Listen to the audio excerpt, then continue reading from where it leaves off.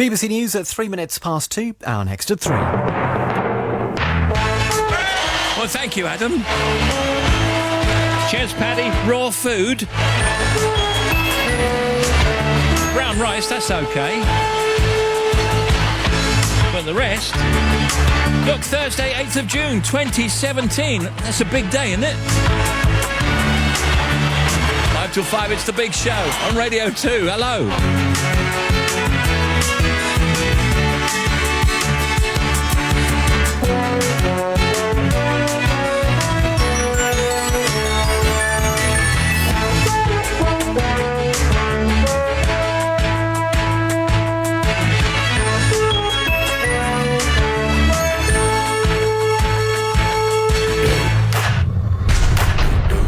Wright in the afternoon.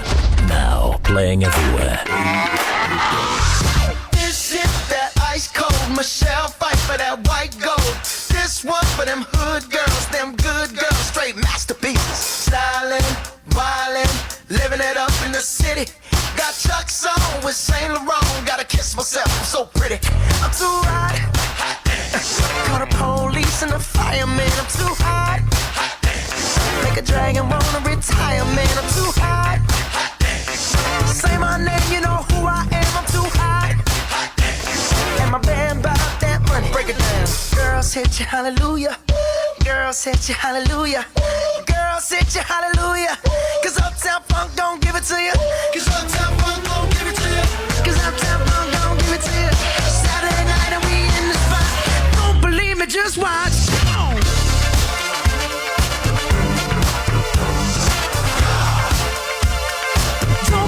Just watch.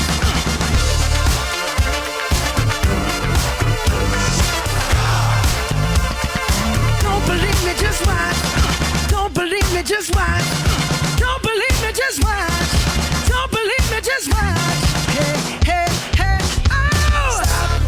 Wait a minute. Fill my cup, put some nigga in it. Take a sip, sign the check. Julio, get the stretch. Ride to Harlem, Hollywood, Jackson, Mississippi. If we show up, we gon' show out. Smoother than a fresh drop skipping. I'm too hot. Call the police and the fireman. I'm too hot. Make a dragon wanna retire, man. I'm too hot. Trick say my name, you know who I am. I'm too hot. And my band bought that money. Break it down. Girls hit you, hallelujah. Girls hit you, hallelujah. Girls hit you, hallelujah. Cause Uptown Funk don't give it to you. Cause Uptown Funk don't give it to you. Cause Uptown Funk don't give it to you. Saturday night and we in the spot. Don't believe me, just watch. This is great. Still as fresh as mint. Don't believe me, just watch.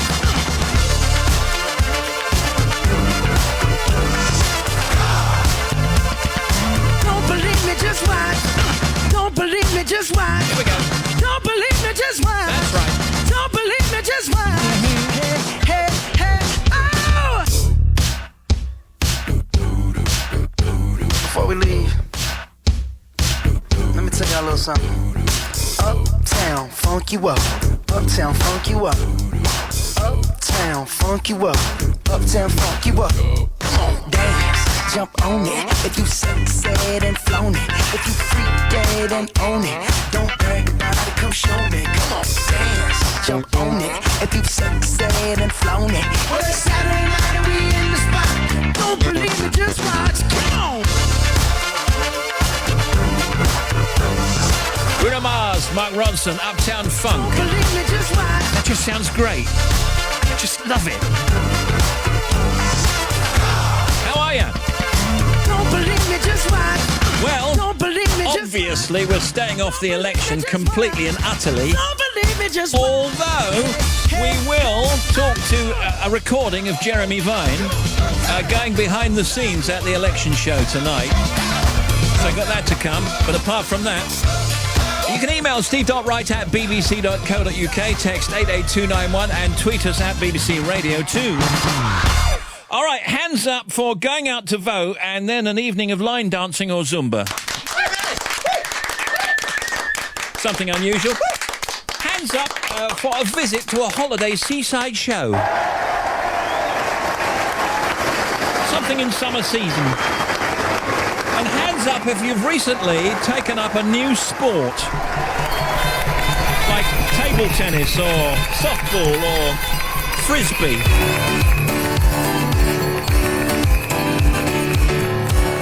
Marbles.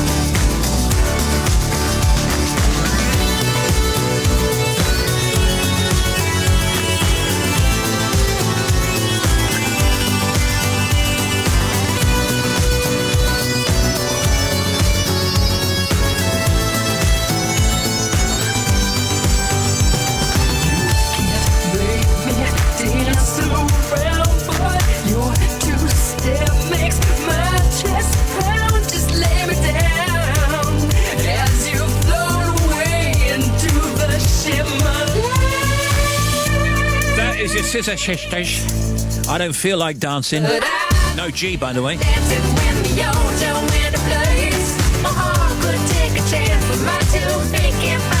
Just maybe you need a shout out. Steve.Wright at bbc.co.uk. That's Steve.Wright at bbc.co.uk. Text 88291. You can tweet me at BBC Radio 2.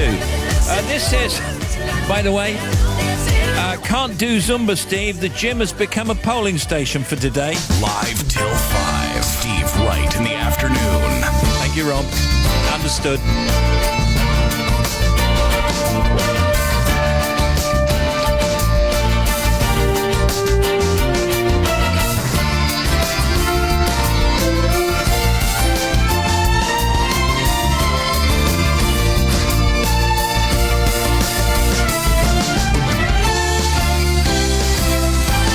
This is Steve Wright in the afternoon.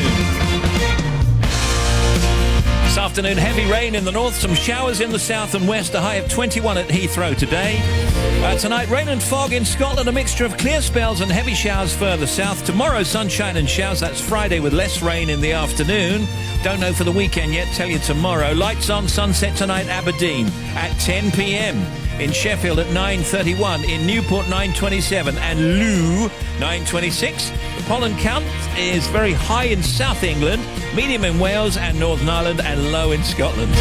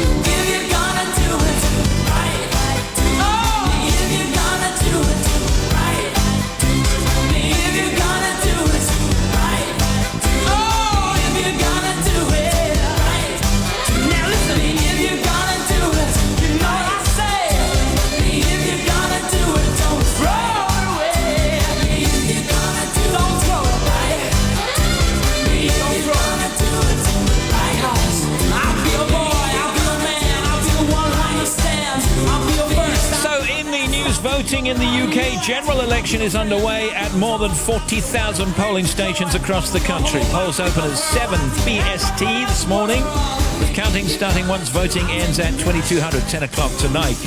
North Korea has fired several anti-ship cruise missiles off its east coast, South Korea's military says. Authorities said the weapons launched today near the city of Wonsan appeared to be short-range surface-to-ship missiles. And a diamond ring bought at a car boot sale for £10 has been sold for £656,750 at auction in London. He's the man behind some of the most recognisable music in pop and on TV.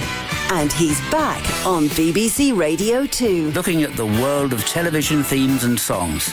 This week, I'm absolutely thrilled to welcome the most prolific composer of 80s American theme tunes, Mike Post. Plus... Oh, Kermit, my love, when do I get to sing something?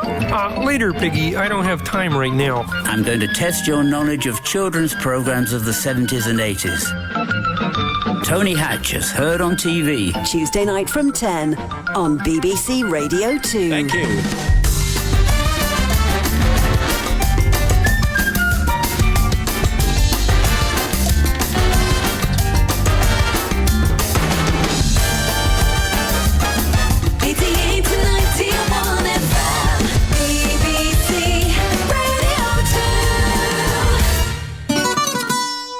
The thing is, folks, I'm gonna make this show great again. I really am. It's gonna be great.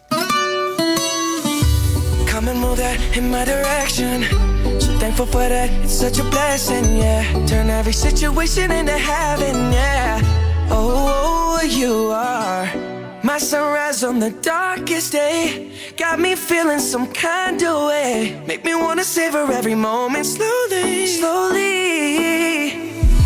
Fit me, tailor-made, love how you put it on.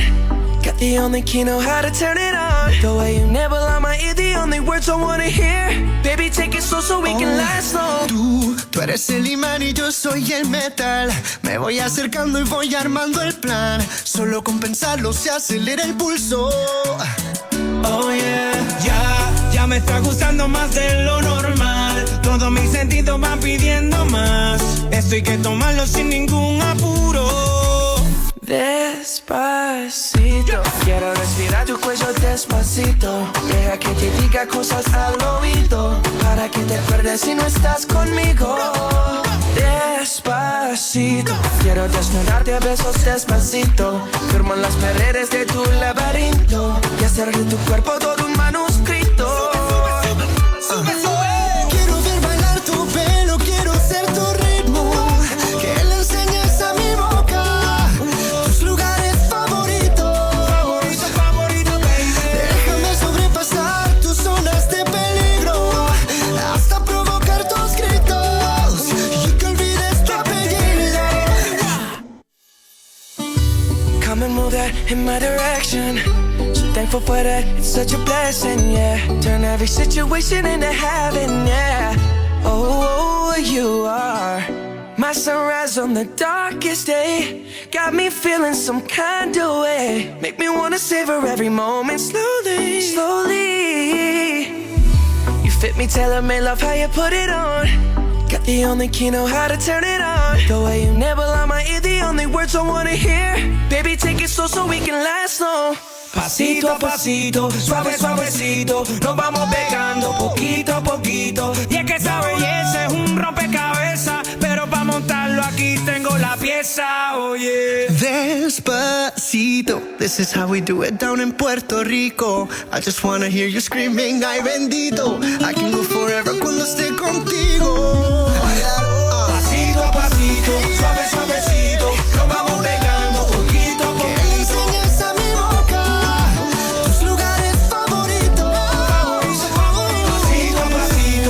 Suavecito, nos vamos pegando poquito a poquito. Hasta provocar tus gritos y que olvides tu apellido. Despacito.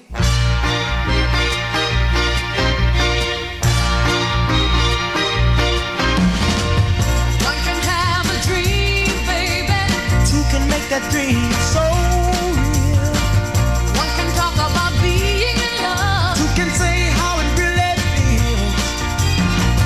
One can worship on a star. Two can make that wish come true, yeah. One can stand alone in the dark. Two can make the light shine through. It takes two, baby. It takes two, baby. Me and you. Just take two. It takes two, baby. It takes two, baby. Make a dream come true. Just take two. One can have a broken heart, living in misery. Two can really ease the pain like a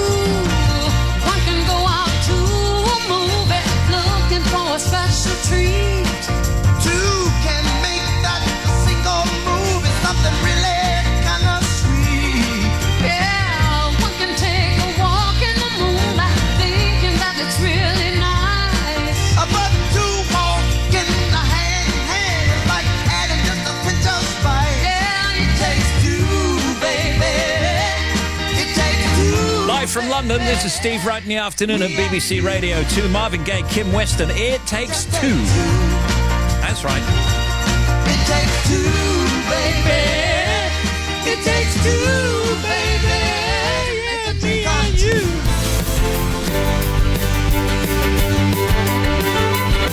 Well, today, Dr. Hilary Jones here, opening the summer surgery. I know. And talking about holiday health care. So, bugs and e-hit cards if you're going abroad to Europe, holiday illnesses, all that kind of thing. I recorded Jeremy Vine, ready to do his thing with the election coverage tonight, a look behind the scenes at the election show. There's author Mark Hill with a brand new crime novel, and Judge Rinder telling us about the new series of crime stories, plus Tim, Janie, Bobby, Adam and Matt. Steve Wright in the afternoon.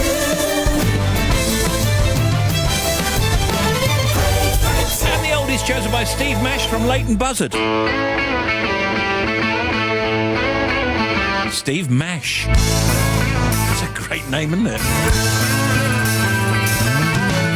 No one told you life was gonna be this way.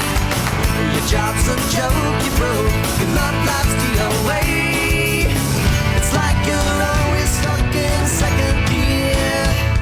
When it hasn't been your day, your week, your month, or even your year. But I'll be there for you.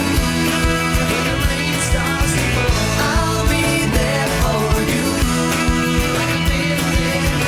I'll be there for you.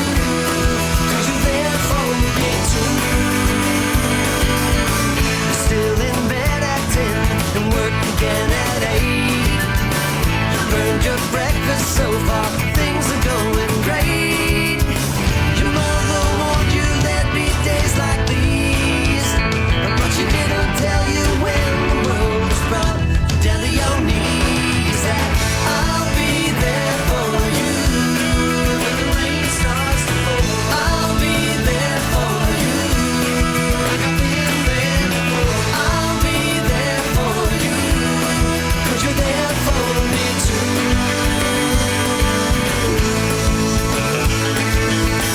No one could ever know me, no one could ever see me. Seems you're the only one who knows what it's like to be me. Someone to face the day with, make it through all of the rest with. Someone I always laugh with, even at my worst, my best with you. Yeah.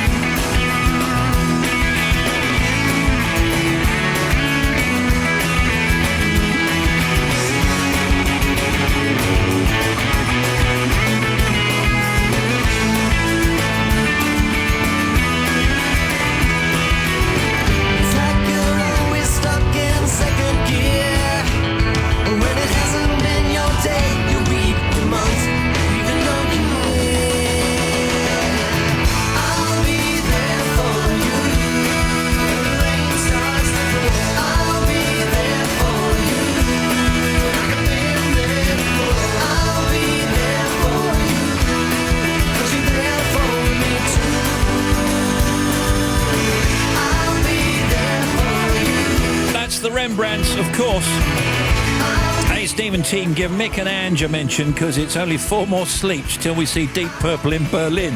Thanks from Mick and Ange and Cams. Stephen Team, going to play a funky tune for me whilst I'm driving from Wrexham to Cardiff for an event tomorrow, Cardiff Metropolitan University. Long drive ahead. Thanks, Steve. Loving the show. That's from Amanda Williams and Steve. Big day. Yeah, my granddaughter Rosie Wilson is 1 today in Nocton near Lincoln. Happy birthday from Grandma Armstrong.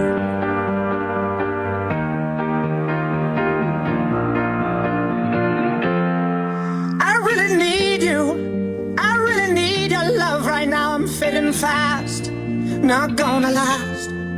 I'm really stupid. I'm burning up. I'm going down. I'm in it bad.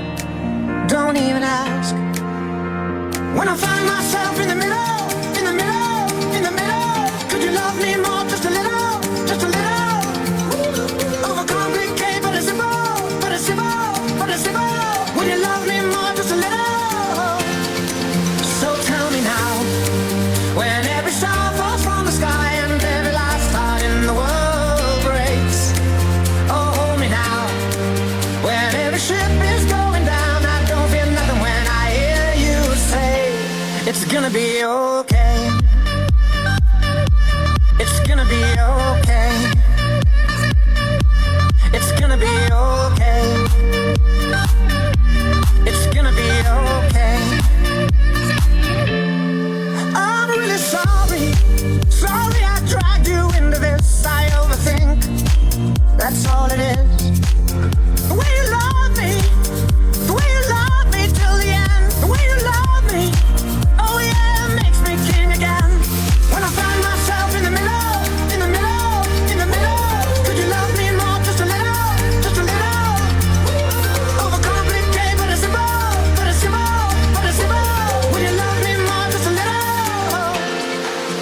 tell me now, when every star falls from the sky and every last heart in the world breaks. Oh, hold me now, when every ship is going down. I don't fear nothing when I hear you say it's gonna be okay. It's gonna be okay. It's gonna be okay. It's gonna be okay. It's gonna be okay. It's gonna be okay. It's gonna be okay. Tonight with Simon Mayo, resident cook Nigel Barden makes chopped raw hanger steak with mozzarella barlotti beans and wild garlic for Foodie Thursday.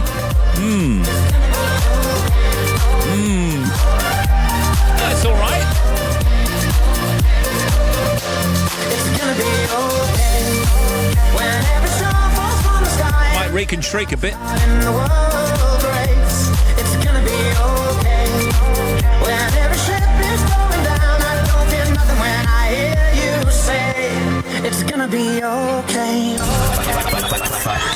Let me bring on Jamie Lee Grace and Tim Smith, and we'll go for some factoids. No talking about the election at all today, everyone. No. Is it okay to mention... No, it's not. An old American president? No. That's nothing to do with our election. Go for it. Former President James Garfield, this is going back a few years, all right, that's could all right. write Latin with one hand and Greek with the other. Wow. Leonardo da Vinci, of course, could draw with one hand and write with the other, also simultaneously. Design student Bertie Ford, according to today's press, has created a set of speakers made from mushrooms.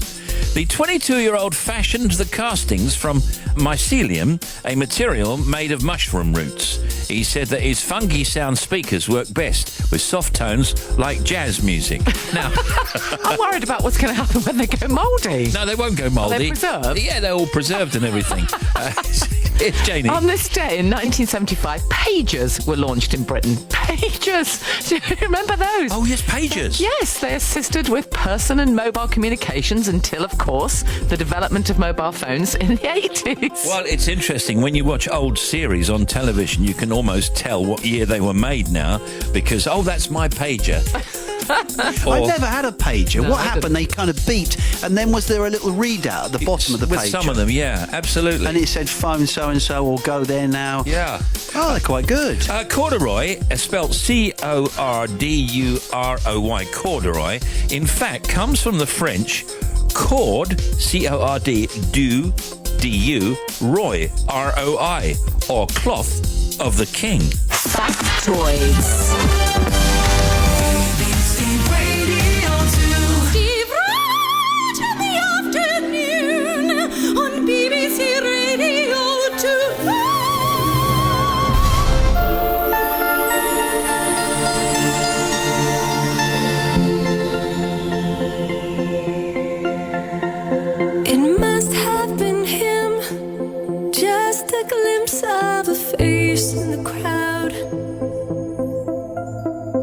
That's all it takes. My heart is racing. I stand in a trance as I stare at the back of a bus, knowing there's no use denying. I can't stop thinking about us.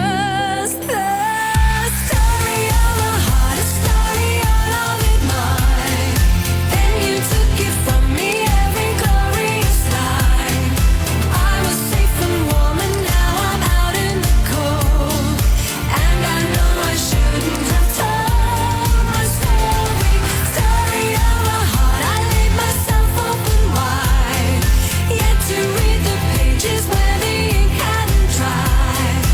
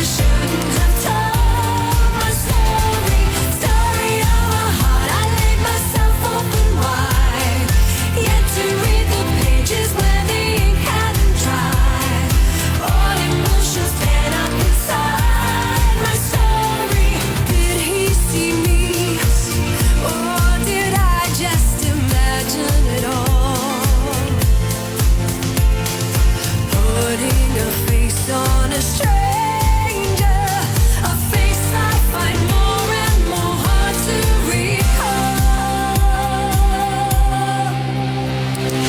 Story of a heart, a story of it mine.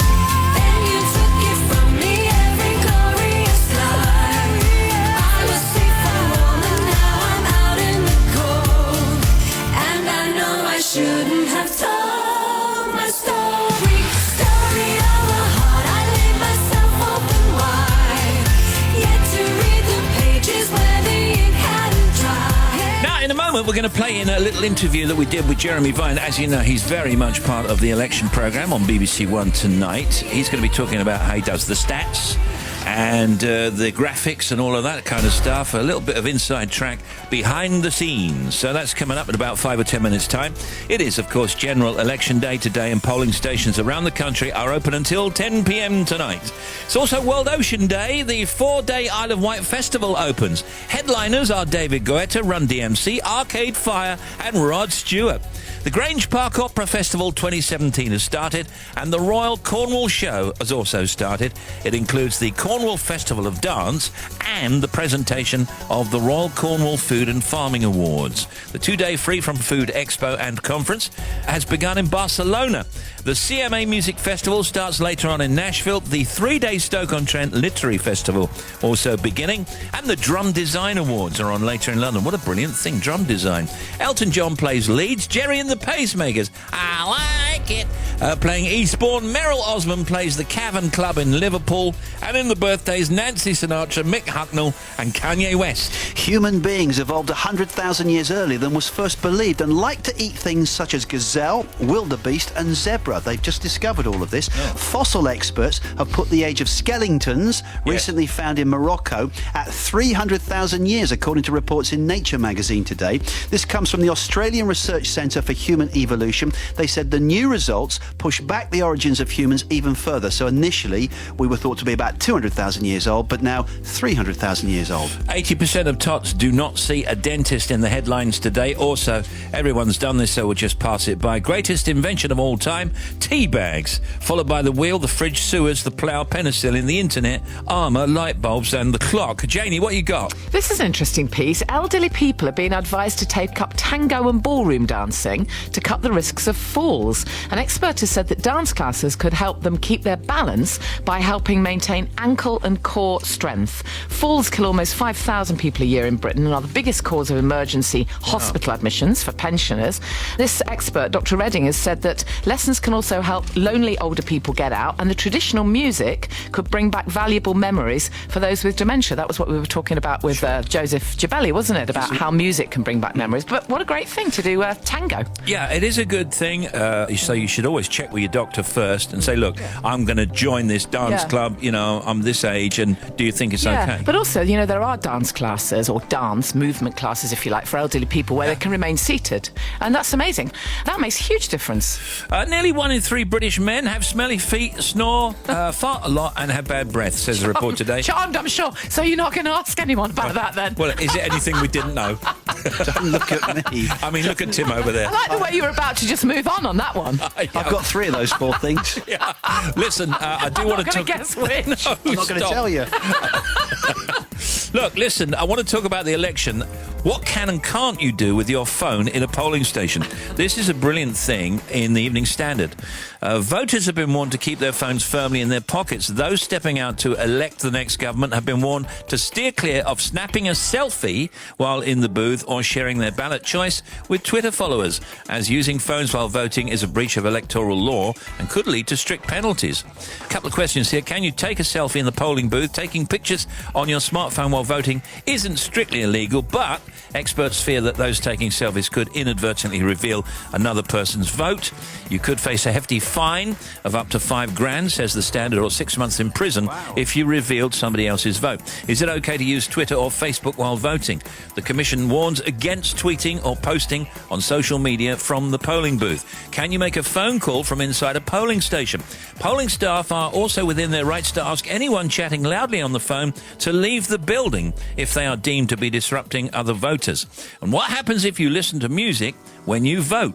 Anyone listening to motivational tunes whilst voting must also take note of electoral guidelines. Headphones must be removed whilst giving your name and address to attendants, and any music that can be heard by fellow electorates must be turned down or switched off. Judge Rinder's on with us later. Also, Dr. Hilary Jones. It's the full summer thing that he's doing. What is it? Insects, bites, and hay fever, e-hic cards, all of that stuff. It's the full thing. Because we're not majoring on the election, by the way, but we do have a little piece that we did yesterday with Jeremy Vine, because he's involved in the coverage on the programmes tonight, and he's going to be talking about his graphics and all of the kind of stuff. There's no doubt about it. Jeremy's brilliant, and he's going to give us some behind-the-scenes stuff in about 5 or 10 minutes' time. Judge Rinder on with us, Dr. Hilary Jones, Jeremy Vine, Mark Hill with a brand new crime novel. You are my fire, the one desire. Believe when I say I want it that way. But we are two worlds apart, can't reach to your heart when you say that I want it that way. Tell me why ain't nothing but a heartache. Tell me why ain't nothing but a mistake. Tell me why I never wanna hear you say I want it that way. Am I your fire, your one desire? Yes, I know it's too late, but I want it that way. Tell me why ain't nothing but a heart. Tell me why ain't nothing but a mistake. Tell me why I never wanna hear you say I want it that way. Now I can see that we're falling apart from the way that it used to be. Yeah. No matter the distance, I want you to know that deep down inside of me, you are my fire, the one desire. You are. Here comes a bit where they're walking along the beach in slow motion in overcoats. Here we go. Are you ready? Here we go. All right. All looking like heroes. With the geeky one at the back.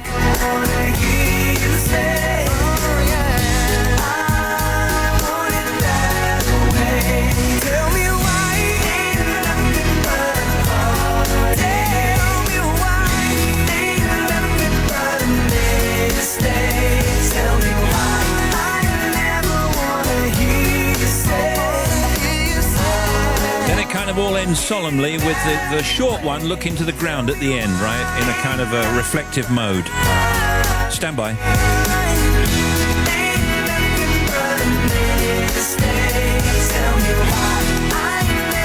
Then fade out. Here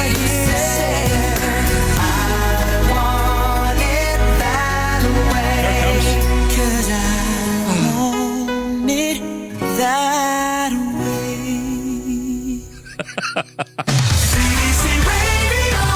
I'm so sorry.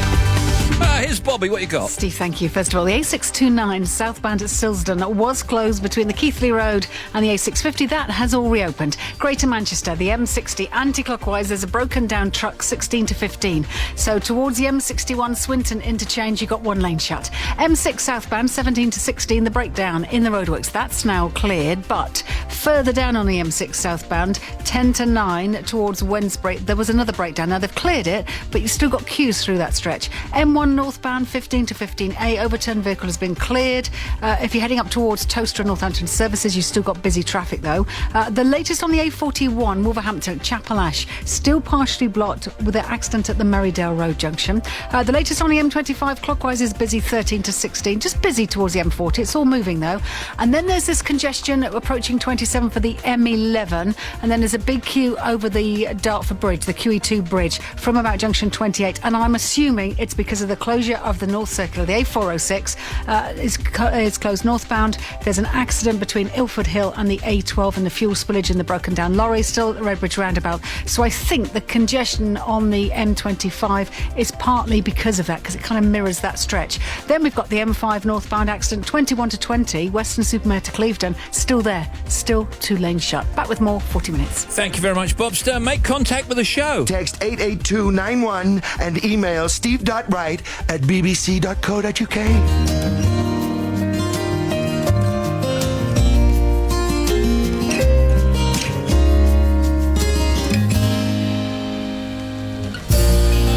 Ran away from home when I was 17 to be with you on the California coast, drinking margaritas all night in the old cantina out on the California coast. Don't think that I'm ungrateful, and don't look so morose. Adios.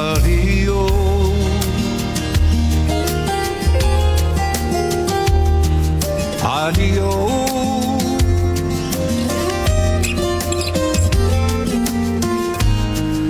We never really made it, baby, but we came pretty close. Adios, adios.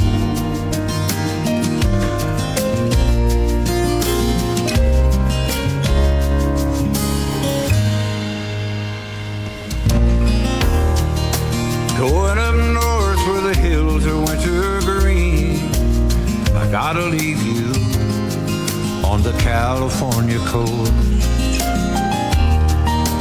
Going where the water's clear and the air is cleaner than the California coast. Our dreams of endless summers, they were just too grandiose. Adios.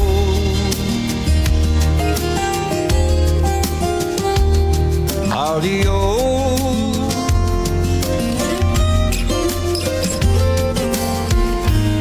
And I'll miss the blood red sunset, but I'll miss you the most. Adios, adios. Adios, adios. Adios, adios.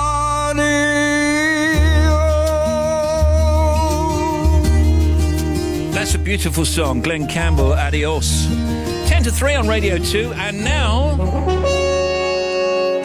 behind the scenes of tonight's election results show on BBC One. We recorded this yesterday, everybody. Jeremy Vine is here, except that it was yesterday. I'm here yesterday. Yeah, I know. Good day to you. I didn't know you could do that. It's incredible. I do want to stick within the rules here, and I know you're not allowed to predict who will win, but who's going to win, Eggheads? Well, the eggheads always win. But it's fine. On the election, what I think there's some amazing things happening in this election. Yeah. Number one is that nobody believes the polls. And the pollsters now have lost all confidence. So their predictions are all over the shop. And that's very liberating for us all.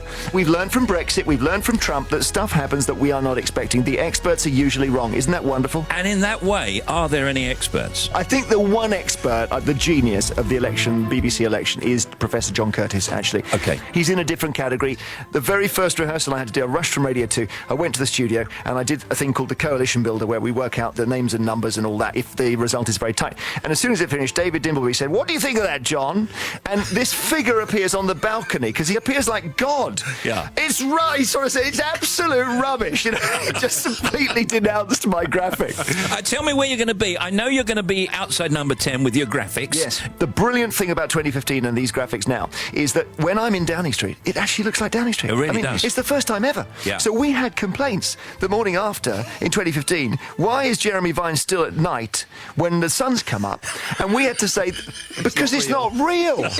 And we went like, we've broken through. Here's a great question for you. What about what you're wearing? Because, I mean, I noticed there was an issue with some greys and some blues and what have you. So if you're wearing the wrong colour on your shirt or a jacket, will that, for example, make something disappear? Yes, it will. Now, the way the graphics work, your studio's got a very nice shade of graphic green, funny enough, and our studio is covered in... I'm not really here. You're a hologram. He's in Downing Street.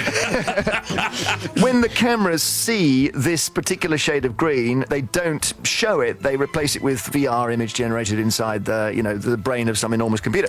So if I wear a tie of that green, my chest disappears. That's true. Wow. And the first thing everyone does if you bring your kids around the studio, they want to hold up a piece of green card and their face disappears or whatever. That's the fun thing about it. And in addition to that, do you have to be careful where you stand at all times? I do a bit because, we're getting technical here. There's a thing called a garbage mat, which is where if you haven't got green, you simply just put the graphic in anyway. Yeah. But if I go into that, then I really do disappear. So we've got a researcher called Ed who sits in the corner and he's covered by a garbage mat. And if I walk near him, I disappear as well. Brilliant. There we are. And will there be some form of swingometer involved? Yes, absolutely. Will David, as he always does, call it at 10 o'clock? Yeah. Well, what happens is we go on the air just at about 5 to 10. Right. He's carrying a golden envelope. I'm not sure if it's golden, but it looked golden to me.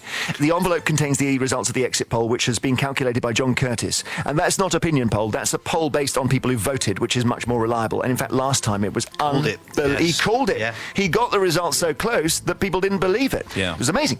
So Dimbleby produces that at 10. If he produces it even 1 second earlier, it's a crime. So he must only produce it when the polls are closed across the country.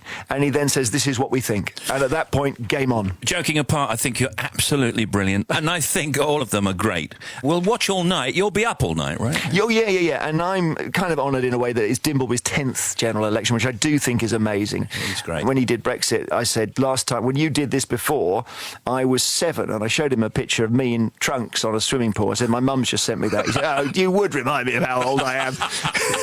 But it is amazing to see him still going in his 10th general election. Listen, we recorded this yesterday at 16 minutes to midday, so I'm going to let you go, right? And I'll read the out cue as you go, okay? And have a good election later on. Thank you so much. Election 2017 will be simulcast on BBC One. Well, go on then. You can go now. And the BBC News Channel tonight from 9:55, presented by David Dimbleby. Voting ends at 10 p.m. Bye. I was waiting for my name. Oh, it's coming. They'll be free to publish the results of any exit polls and start analysing what we know. As you may remember from the 2015 election, the BBC's exit poll, which was beamed onto the outside of Broadcasting House in London, suggested a different outcome to the result predicted by many of the opinion polls from previous weeks. David isn't on his own. Andrew Marr, Nick Robinson, Kirsty Walk and Sophie Rayworth will be at the key vote counts. Michelle Hussain will be interviewing heavyweights of the political world in the BBC Election Centre, and the BBC's media editor Amal Rajan will follow how the night is unfolding on social media. The BBC's political editor Laura Koonsberg will be assessing the future impact of the results. And Jeremy Vine, of course. Our Jeremy and Emily Maitlis and Professor John Curtis will be analysing the results as they come in. Are the days when you're feeling down,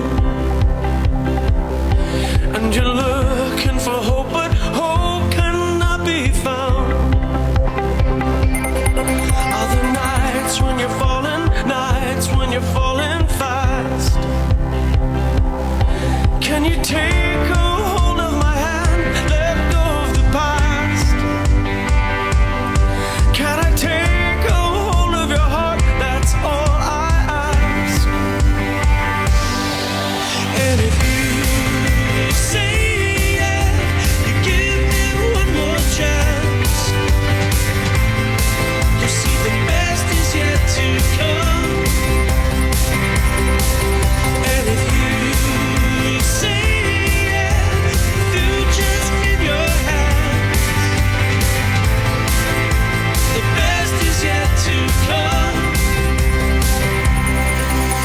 Times you're a winner, times you're a loser too.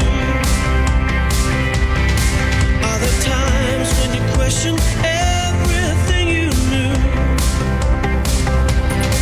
I don't want you to give up, don't you give up now. Gotta keep your feet on the ground and your head in the clouds. Can you just be true to yourself and make me proud? And if you say yeah, you give me one more chance. You can email us at steve.wright@bbc.co.uk, text 88291, tweet me at BBC Radio 2. Back live here Thursday afternoon. And that's Mike and the Mechanics, and the best is yet to come. And Pick this up your is phone, Beautiful Ones. Hurts. Everyone's looking up at you. Push through the crowd into the sound of everyone talking about you. Don't be afraid, honey, one day this will fade. So put on a smile, do it in style, make them all desperate to be you. Make them all desperate to be you. Don't think twice, give yourself to another night. Hold on tight, hope that you make it out alive. We are the beautiful ones. We are the beautiful ones. It's just a phase, you're not to blame for everyone trying to please you. But you're too young to come undone, so don't let them try to deceive you. Don't be ashamed, honey, one day this will fade. So put on your coat, give them a show, and make them all desperate to be you. Make them all desperate to be you. Don't think twice, give yourself to another night. Hold on tight, hope that you make it out alive. We are the beautiful ones. We are the beautiful ones. We are the beautiful ones. We are the beautiful ones. We are the beautiful ones. We are the beautiful ones. Beautiful Ones, Hurts. This is Radio 2. Hello. It's Radio 2 speaking. Mark Hill, he's an author, got a brand new crime novel out. Talk to Mark later. Also, Dr. Hilary Jones opening the summer surgery and talking about holiday healthcare, amongst other stuff. And the outrageous Judge Rinder talking about his new series of crime stories. And when we come back after the news, the non-stop oldies, chosen by Steve Mesh from Leighton Buzzard.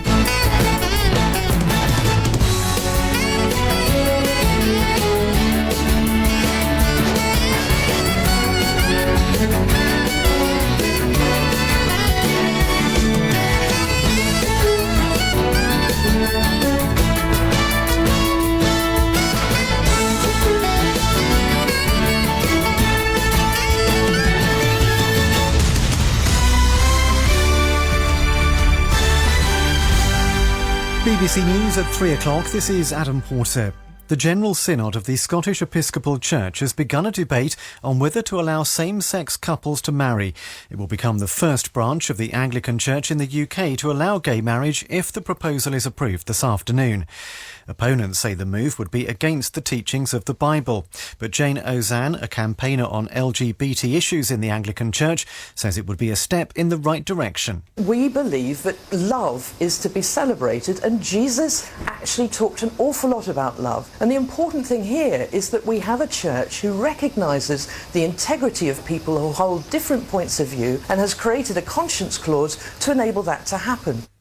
A Transport police officer who was repeatedly stabbed while confronting one of the London Bridge attackers has said he was only doing his job. The unnamed officer said he was sorry he hadn't been able to do more for the victims. His Chief Constable, Paul Crowther, said he'd been outstanding and had done far more than could have been expected. Detectives investigating the London Bridge attack are questioning 3 more men. They were arrested at Ilford in East London last night. The leaders of the main political parties have cast their votes in the general election. Polls are open until 10 p.m. and the first results are expected around midnight. The former director of the FBI, James Comey, is about to begin telling senators about conversations he had with Donald Trump before the president sacked him. Mr. Comey claims the president asked him to drop an investigation into the former national security advisor's links to Russia. Some have called the president's actions obstruction of justice. But Michael Scheuer, who worked for the CIA before becoming a professor at Georgetown University, said Mr. Comey was not credible. Comey is the Clintons' man here, sir. This whole country has been held hostage now for 7 months for a story that had no legs on the Russian business. And we've had Comey say under oath that there was no obstruction of justice. Why are we still looking at this? The World Health Organization says the number of cases of cholera in an outbreak in several areas of Yemen has passed 100,000. It says 798 people have died from the disease. Police in Austria say a 70-year-old woman has died after being knocked down by a herd of cows in a field in the Tyrolean Alps. Her companion, another 70-year-old woman, was left uninjured.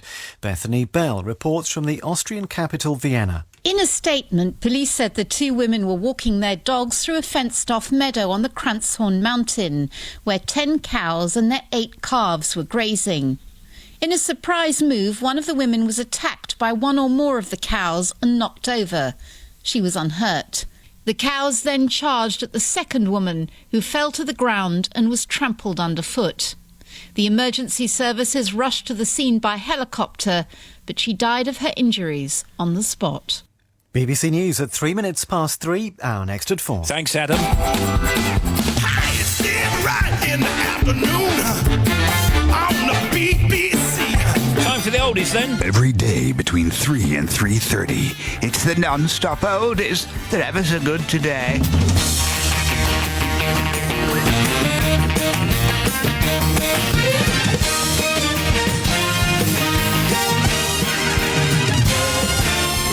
Steve Wright in the afternoon. Chosen by Steve Mash from Leighton Buzzard. Hey, Mr. Gin. Talk about the state I'm in. You got fingers on your eyebrows. You know you got hand on your hips.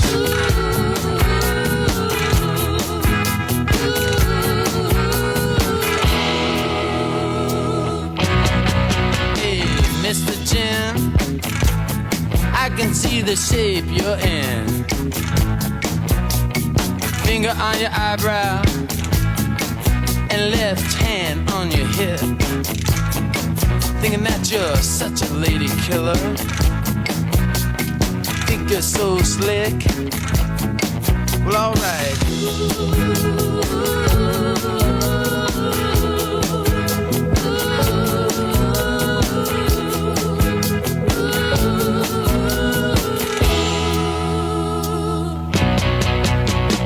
Brother Johnny, he caught a plane and he got on it.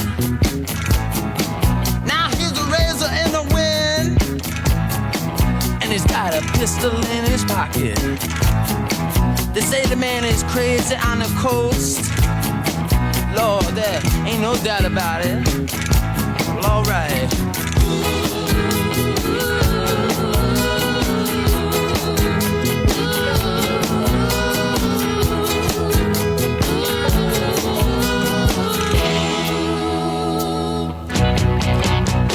Sister Sue, tell me, baby, what are we gonna do? And she said, take 2 candles and then you burn them out.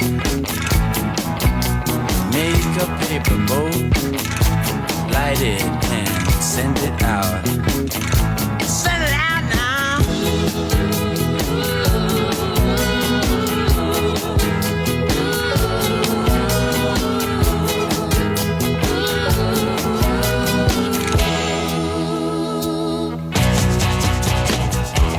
Rosita, on the West con mi carro, Rosita. Usted sabe que te quiero. Pero usted me quita todo. Ya me robaste mi televisión, mi radio. Ahora quiero llevar mi carro. No me haga así, Rosita. Ven aquí. Usted qué salado, Rosita. Oh. Spanish soul, Spanish soul.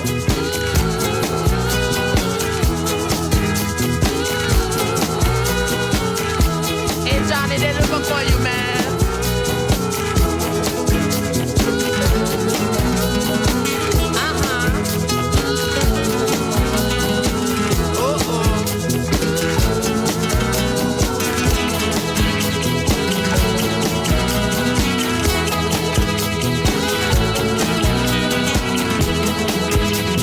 This is Radio 2, you're on the BBC, look. No fake news on the big show. That's right. Great show. Great ratings. Thanks. Unstoppable. Thank you, Not Mr. a President. disaster. Thank you.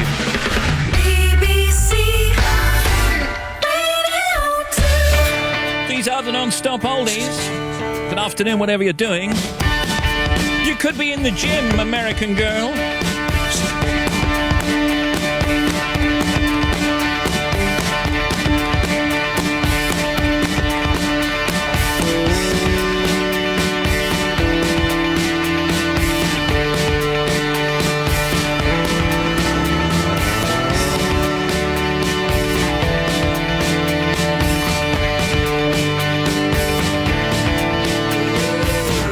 Well, she was an American girl, raised on promises. She couldn't help thinking that there was a little more life somewhere else. After all, it was a great big world with lots of places to run to. Yeah, then she had to die trying. She that one little promise she was gonna keep. Oh yeah, alright. Take it easy, baby. Make it last all night. She was an American girl. Well, it was kinda cold that night. She stood alone on a balcony. Yeah, she could hear the cars roll by. That old 441, like waves crashing on the beach. And for one desperate moment there, he crept back in her memory. God, it's so painful, something that is so close, and still so far out of reach. Oh yeah, alright. Take it easy, baby. Make it last all night. She was an American girl.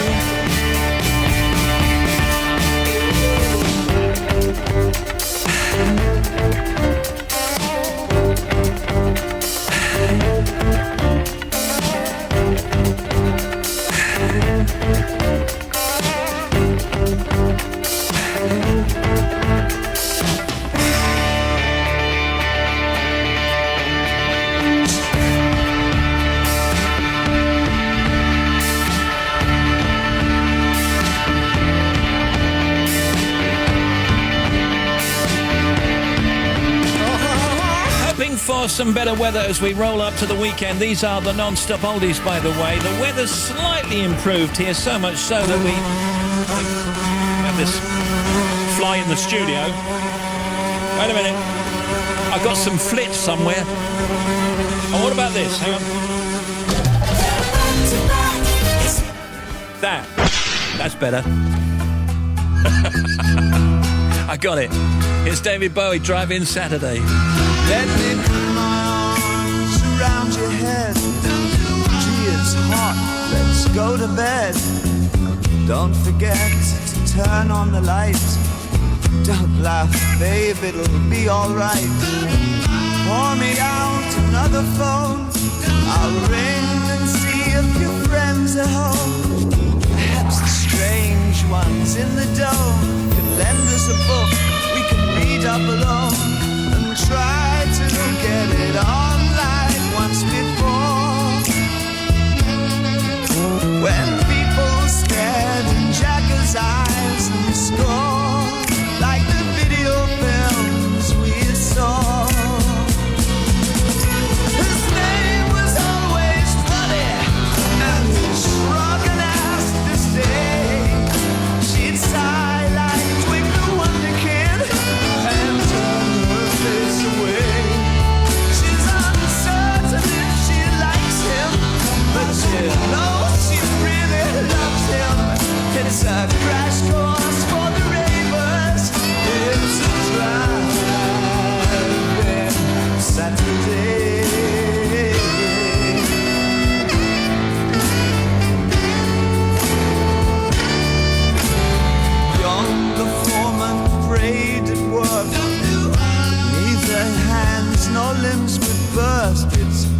hard enough to keep formation amid this fallout saturation.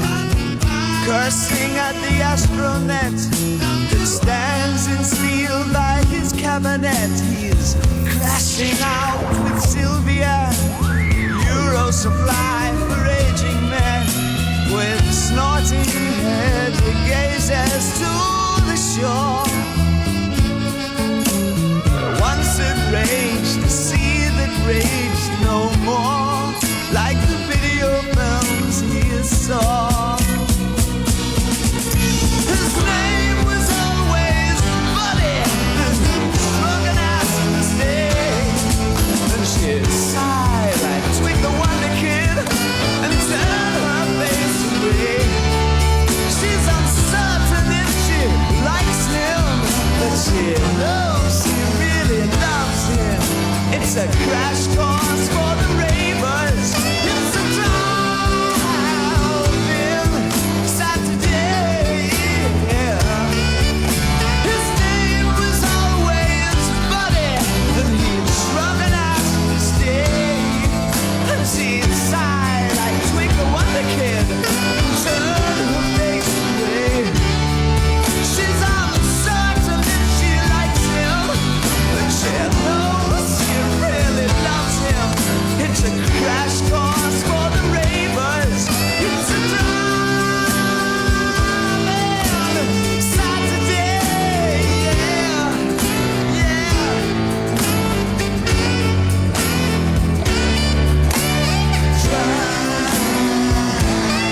It's Drive-In Saturday on the Non-Stop Oldies. These oldies chosen by Steve Mash from Leighton Buzzard until 3:30. Thanks for these, Steve. Hello, Steve. As I approach my next birthday, I thought it was about time I tried to get my Non-Stop Oldies played on your little show. I live with my wife, Christine, in Leighton Buzzard here in Bedfordshire. We celebrate our 25th wedding anniversary in September this year. I listen to the show most days at my workplace. I work for a company providing data logging equipment for schools and universities in this country and abroad. I also organise entertainment for our local British Legion Club, where once a month we have 60s bands and soul artists. My love of music is very diverse, and my choices of oldies all have a special place in my heart for many different reasons. Hope you enjoy my selection. We're loving them already. If you're about to go on holiday abroad, we've got something for you with Dr. Hilary Jones opening the summer surgery, talking about holiday healthcare and bugs and EHIC cards and holiday illnesses and all of that. Later, Judge Rinder is also on, and Mark Hill, an author. Now, were you listening last week? You were, and still you're back. Graham Norton. Ain't no stopping us now. Well, quite easy to stop us, really. Fried breast crisps outside the door, be gone. Dennis, he writes, "Hello, Graham. All the tracks feature the same sound, the same rhythm, and the same annoying, relentless beat." I know, Dennis. They're great. I'm so happy that we're playing this. The rest of the country may turn off the radio. I'm going to be in a very good mood after you hear this. Graham Norton. Ethel Merman to go disco. Saturday morning from 10. And on Saturday, my guest will be legendary guitarist Johnny Marr and award-winning ventriloquist Paul Zerdin. Radio. On BBC Radio 2. Thank you, Graham.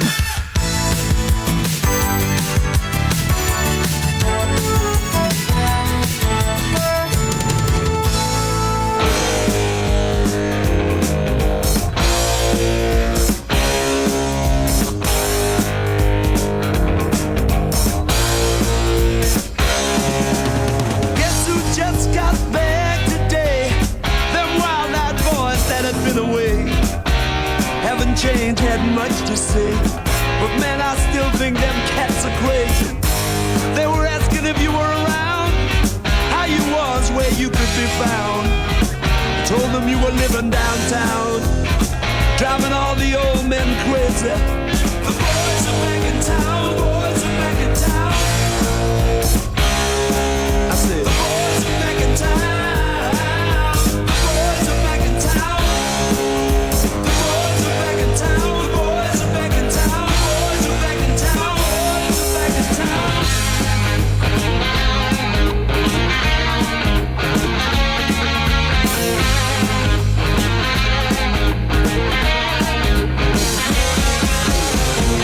You know that chick that used to taking what she'd got. Man, when I tell you she was cool, she was red hot. I mean, she was steaming. And that time over at Johnny's place, well, this chick got up and she slapped Johnny's face. Man, we just fell about the place. If that chick don't wanna know, forget her. The boys are back in town. The boys are back in town. I said, the boys are back in town. The boys are back in town. The boys are back in town. The boys are back in town. The boys are back in town. The boys are back in town.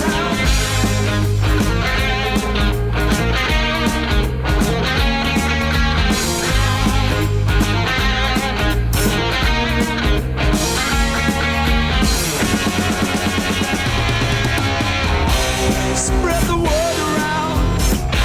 Guess who's back in town? Friday night they'll be dressed to kill down at Dino's Bar and Grill. The drink will flow and blood will spill. And if the boys wanna fight, you better let them. That jukebox in the corner blasting out my favorite song. The nights are getting warmer, it won't be long. Won't be long till summer comes. Now that the boys are here again. The boys are back in town. The boys are back in town. The boys are back in town. The boys are back in town. Simon's on the air at 5 today. Bob Harris Country. At 7, Joe Wiley at 8. Joe's got Alison Moye live in session, and then the Radio 2 Art Show with Jonathan Ross. That's tonight at 10 o'clock, Radio 2 Art Show with Stephen Burkoff. A candy-colored clown they call the Sandman tiptoes to my room every night just to sprinkle stardust and to whisper, go to sleep, everything is all right. I close my eyes, then I drift away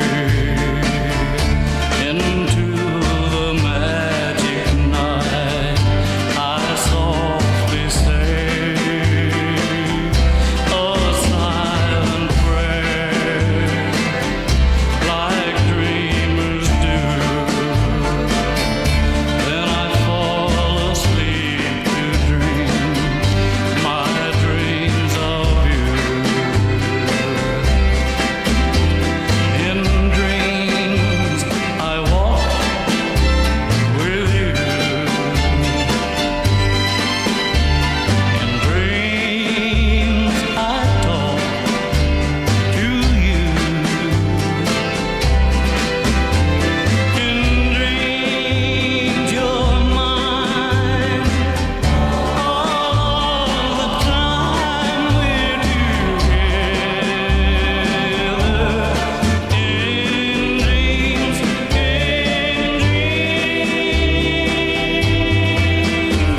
but just before dawn,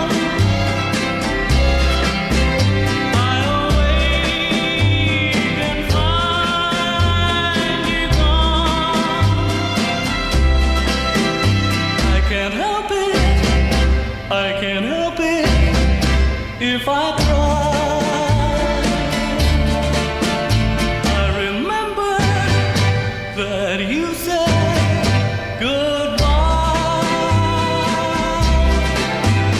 It's too bad all these things can only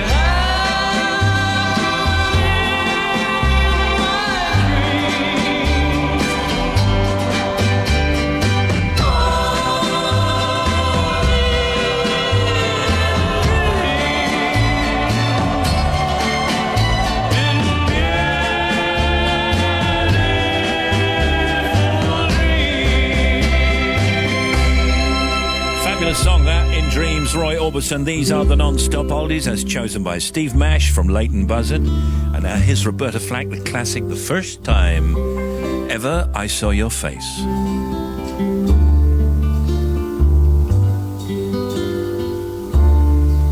The first time ever ever I saw your face,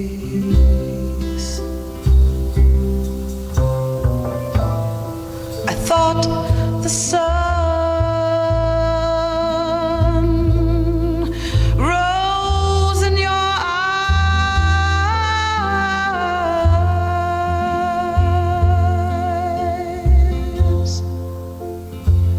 and the moon and the stars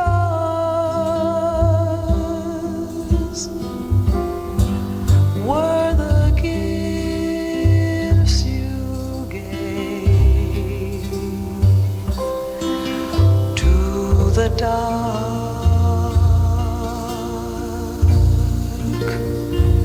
and the endless skies.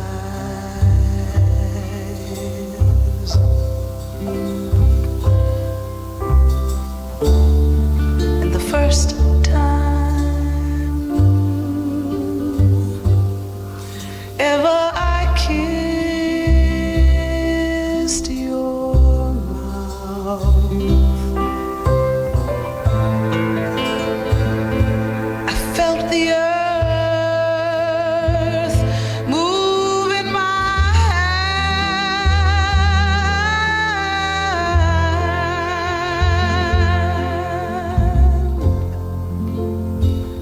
like the trembling heart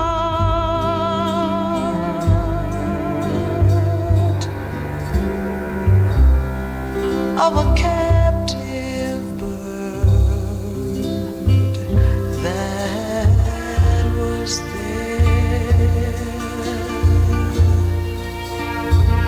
at my command, my love. And the first time ever I lay with you,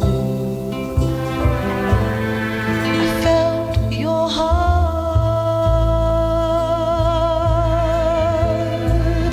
so close to mine,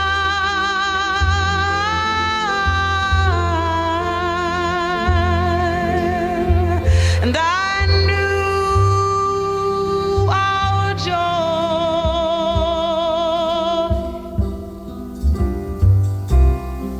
would fill the earth and last till the end of time, my love. The first time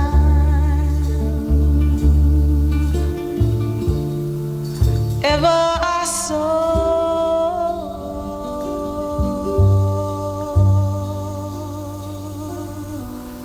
your face,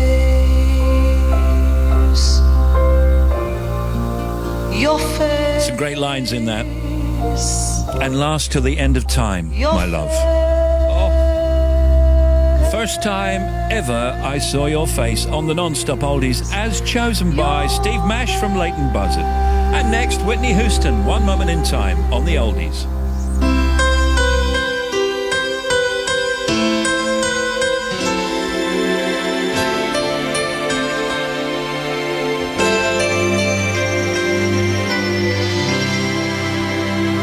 Each day I live, I want to be a day to give the best of me. I'm only one, but not alone. My finest day is yet unknown. I broke my heart for every gain, to taste the sweet. I face the pain. I rise and fall, yet through it all, this much remains. I want one moment in time when I'm more than I thought.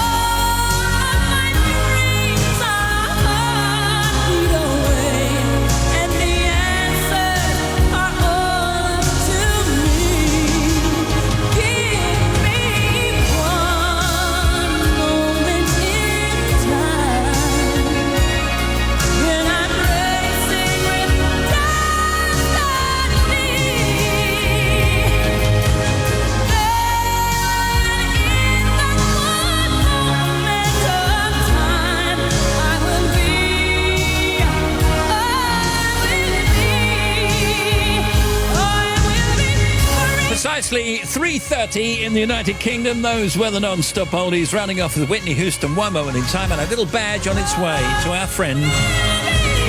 That'll be Steve Mash from Leighton Buzzard.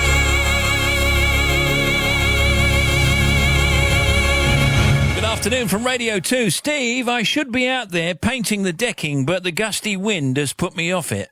Oh, you mean the weather. Plus my get up and go has got up and gone. I'm going to put my feet up now and listen to the amusing, silly banter instead. Thank you, Steve. Love your show. Julie J. in not so sunny Hastings. Steve, good music today, especially the oldies. Can I give a shout out to my husband, Paul Cording, on our 26th wedding anniversary and tell him I love him. Thank you from Louise in Sutton Courtenay in Oxfordshire. Got to say happy birthday to Kerry Butcher of Bury St Edmunds from all his family and friends. He listens to the show every day.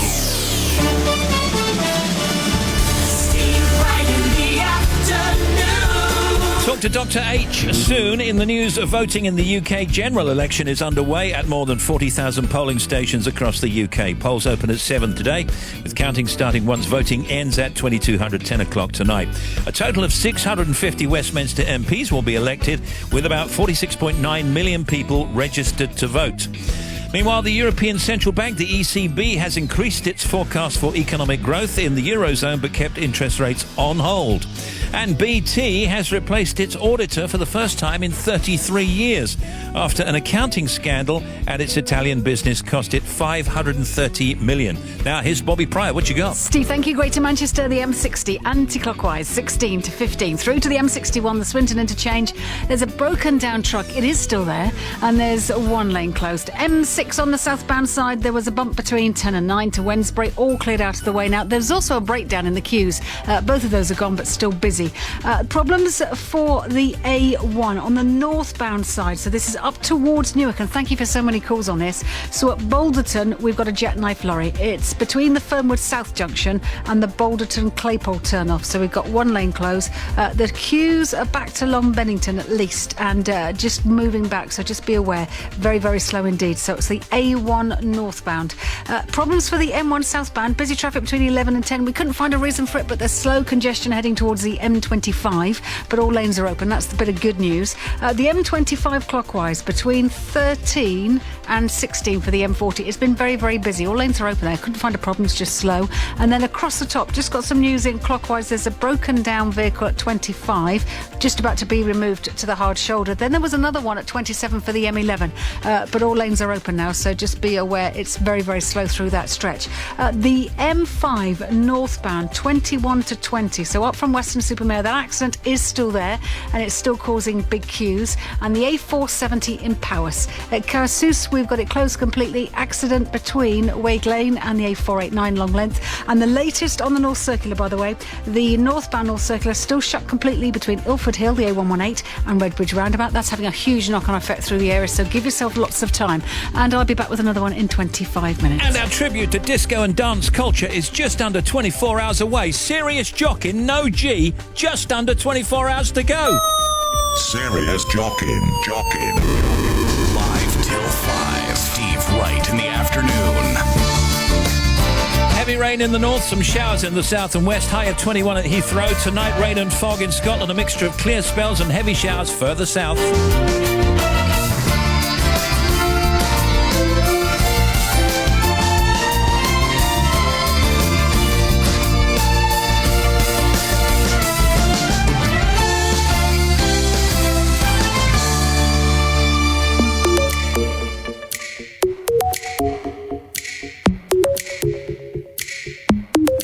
I woke up with a fear this morning, but I can taste you on the tip of my tongue. Alarm without no warning. You're by my side and we've got smoke in our lungs. Last night we were way up, kissing in the back of the cab. And then you say, love, baby, let's go back to my flat. And when we wake up, never had a feeling like that. I got a reason, so man, put that record on again. I don't wanna hear sad songs anymore. I only wanna hear love songs. I found my heart up in this place tonight. Don't wanna sing mad songs anymore. Only wanna sing your song, 'cause your songs got me feeling like I'm in love.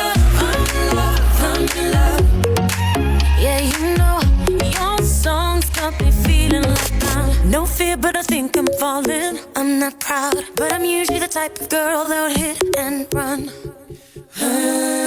No risk, so I think I'm all in. When I kiss your lips, feel my heartbeat thump. And now we're way up, dancing on the roof of the house. And then we make love right there on your best friend's couch. And then you say, love, this is what it's all about. So keep on kissing my mouth and put that record on again. I don't wanna hear sad songs anymore.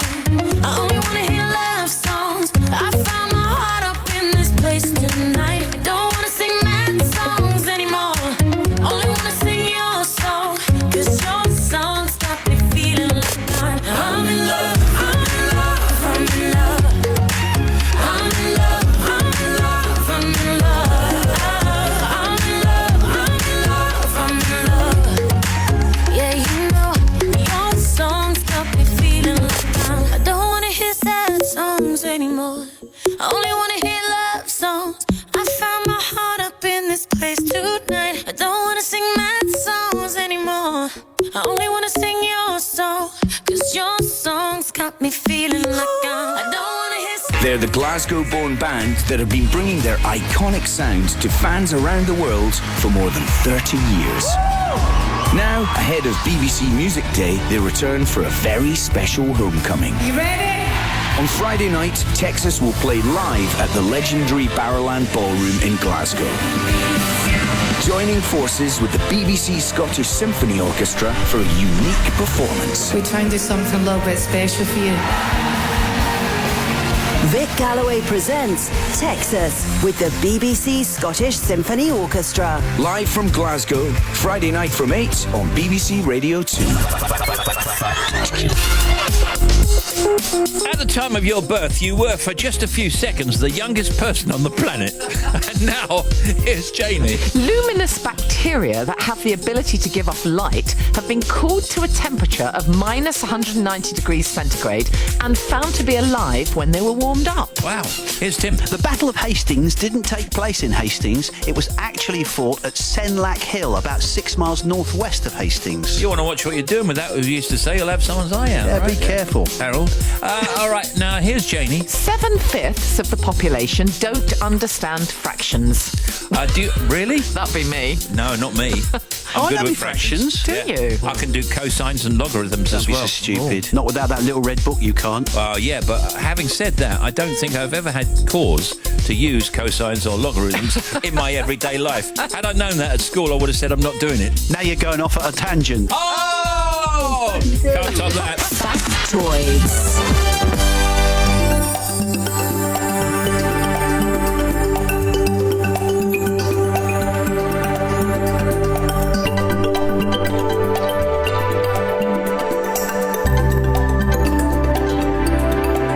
The doctor is here and it's time for the summer surgery. It's the one we wait for, important one. They're two very, very important ones, Christmas and summer, of course. And we're talking about bites, rashes and stings, holiday first aid kit, hay fever, e-hit cards and the like. And it's very important, so please listen up. The doctor is here. First of all, how are you, sir? I'm very well. Here to talk about Sunsea and A&E. Okay, you've been waiting to say that. I have. I knew that. First of all, let's talk about hay fever. They do say hay fever, of course, a common allergic condition that affects up to 1 in 5 people at some point during their life. That's rather high, isn't it? It's got higher because we've got different kind of pollens floating around in the atmosphere and a warmer climate. Since the 1960s, the springtime temperatures have gone up by 1 degree. So there's a considerable difference in climate. Also, we're seeing different crops being planted. We've got things like birch trees planted outside houses and in parks. And one single catkin from a birch tree can release 1 million pollen grains. So it's not surprising if people don't close their windows that they're getting hay fever. Treatments then? I mean, eye drops, nasal spray, inhalers. There's a new thing that I saw on television the other day. Is that any good? Well, there are all sorts of things based on old remedies. So ointment, isn't it? Well, yeah, you can put Vaseline up your nostrils. That's the old-fashioned way of doing it, and there are similar alternatives to that. What they're intended to do is to trap some pollen in your nostril before it goes up, just to reduce the number of pollen grains getting to your nasal mucosa, the lining of your nose. How effective it is, I don't know. It only takes a few pollen grains to cause the reaction, so I doubt whether it's going to help, but it's certainly not going to help pollen going into your mouth. It's going to take a while with my nose as well. You might say that, I could possibly comment. The sprays, on the other hand, are very effective. The sprays are very helpful. Doctor? The thing is, we talk about antihistamines, and we've got non-sedating histamines these days, but some people still get very sedated when they take those. So it's really important to be aware of that, not to take those if you're driving or operating machinery, but to use a nasal spray or an eye drop, which will ease some of the symptoms without making you drowsy. And should we mention air pollution as well? Because air pollution mixed with pollen is an entirely different problem. Absolutely. It makes the effect of the pollen allergy much, much worse. To your knowledge, does pollution make hay fever more penetrative? Yes, because the particles, particularly diesel particulates, get right down into the small air sacs and takes with it the pollen. Yeah. And although 20% of the population, as you said, suffer from hay fever, 80% of people with asthma will suffer from hay fever, so the two are linked. Got it. All right, bites, rashes and stings. What do we do? How do we stop from being stung? And when we're stung, what's the treatment? A lot of people say to me, Doctor, I've been stung, but I don't know what it was that stung me. Yeah. And actually, you can tell a lot by looking at the rash. So you will see a very different reaction from a flea bite, which will tend to be on the legs anyway, and there'll be small little pimples, rather than a mozzie bite or a hornet or a horsefly sting. Yeah, they're different. They'll be much more localised. You'll get a much bigger single reaction to a horsefly than to a series of flea bites, which will be multiple. Got a yellow head? Anything that's got infected. Right. So it's likely to be something that bit you didn't hurt at the time. So it wouldn't be a wasp or a bee, but it could be any little creature. It could be an ant, for example, and then that bite got infected with the kind of bacteria that live on our skin all the time. So the yellow is pus. Oh, yes, of course. Now, what about a bite that spreads outwards? What's that? That, again, would be either allergy or infection. So an allergy would be a spreading red rash, usually quite swollen, very itchy, which usually stops before it gets to more than 6-7 centimetres. If you then see red lines coming up the body and affecting lymph glands so that the glands become swollen, that's infection. And then you would certainly need to tell your doctor that you suspect that the bite's got infected. But secondary reactions are allergy and infection, and both of those can commonly happen. On the whole, though, will the body take care of these things on its own? Yeah. The idea is to, if you've been stung, to remove any stinger that's still there, carefully remove any stinger without squeezing the sac, which still might be attached to it, because that will release more poison into your skin. Then often it's just keeping it clean, using an antiseptic. And cool, keep it cool. And cool, yeah. Ice is useful to reduce pain. You can take a paracetamol or ibuprofen, something like that. But if you're worried, then obviously go and talk to your doctor. And I think sea creatures can be particularly troublesome. Weaver fish, they're quite nasty. They've got little spines. Stand on them, don't you? You stand on them because they're sand-coloured and they sleep on the seabed. Right. And if you step on them, the spines will inject a poison into your skin, and they can be very painful. Oh, the little devils. Little Really devils. are, yeah. And you need to put some hot water on those, as hot as you can bear. Remove any spines that are still there. If you're getting systemic symptoms, and by that I mean headaches, abdominal cramps, anything like that, then see a lifeguard on the beach or go to casualty and tell them that you think you've been stung by a weaver fish. All right, if you've been stung or bitten and you get an allergic reaction, I remember certainly when we were kids in London, my brother, I think he might have got stung by a wasp. It was on his neck. His neck came up to almost twice the size. That's an allergic reaction, is it not? Yes. A quick swelling like that would be an allergic reaction. And the protein in the venom is particularly toxic to the body. So the body reacts by this inflammatory response. So the white cells in your body release these chemicals called leukotrienes, which cause swelling and fluid to protect the rest of the body. But the swelling can be alarming, but it will usually go down within a few hours, and it'll go down quicker if you put ice on it and take an antihistamine. OK, we're talking about the summer surgery. We're talking about EHIC cards next. What to do if you get sick when you're abroad, going on holiday. So that's what we're doing. And first aid kits. Have you got a first aid kit? I haven't got a first aid kit, no. Should have one in the car all times. You should. I've never ever travelled with a first aid kit, and I should do, Yeah, really. you should. It's quite easy to pack, a very small, useful, effective one that can save you a lot of trouble if you're on holiday. All right, we'll stay there and we'll come back with that in just a moment. Dr. Hilary Jones is here at the summer surgery. Tell me what you really like.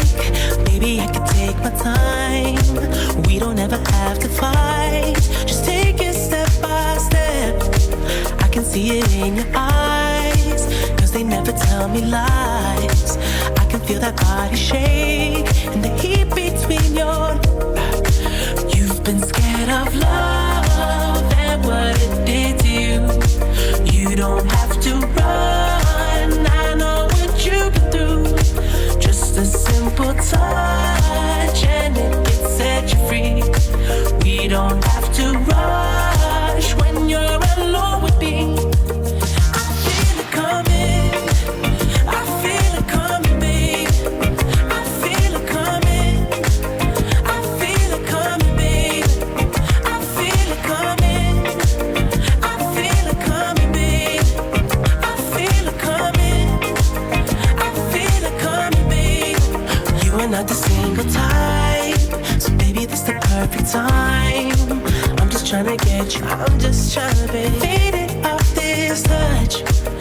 don't need a lonely night. So baby, I can make it right. You just gotta let me try to give you what you want. You've been scared of love and what it did to you. You don't have to run, I know what you've been through. Just a simple touch and it can set you free. We don't have to rush when you're alone with me. I feel it coming, I feel it coming, babe. I feel it coming, I feel it coming, babe. I feel it coming, I feel it coming, babe. I feel it coming, I feel it coming, babe. I feel it coming, I feel it coming, babe. I feel it coming, I feel it coming, babe. I feel it coming, I feel it coming, babe. I feel it coming, I feel it coming, babe. You've been scared of love and what it did to you.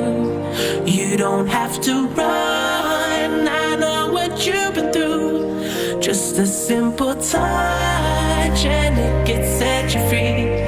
We don't have to rush when you're alone with me.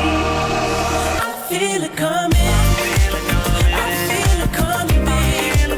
I feel it coming, I feel it coming, babe. I know what you feel like feeling, I feel it coming, I feel it coming, I feel it coming, babe. I feel it coming, I feel it coming, I feel it coming, babe. I know what you say right through me. Back here with Dr. Hilary Jones, and we were saying earlier that we're just not talking about the election, we're doing everything else. Is it today? I'm not talking about it. What election? European Health Insurance Card. It's called an EHIC card, and I've been referring to it as an EHIC card without explaining what exactly that means. It's European Health Insurance Card. An EHIC card gives you the right to access state-provided health care during a temporary stay in another European Economic Area, EEA, or Switzerland. Now, what happens? These cards are free to UK citizens. You can get them either going online or at the post office. You fill in the forms, they send you the card, and it's valid for 5 years. Has to be kept up to date, by the way, and everybody in the family needs one. You'd be foolish to go abroad without one because, as you say, it entitles you to either reduce cost treatment in a country or Freeman's. Absolutely. It's that expression that we use in I London. know, yeah. No, I've got one, and it's pretty straightforward, isn't it? It's very straightforward. Yeah. So some countries have a sort of co-payment scheme where you go and see the doctor, you pay a percentage of the fee, and the state pays the rest. So you would get that if that was what the local people had to do, or you would get free treatment in a country where treatment was entirely free. Right. What it doesn't cover you for, and this is what people forget, it doesn't cover you outside the European economic countries and areas. It doesn't cover you for repatriation if you needed to come back if you'd had a stroke and you were seriously ill. So you also need to take, in addition to your EHIC card, private travel insurance. It's really important.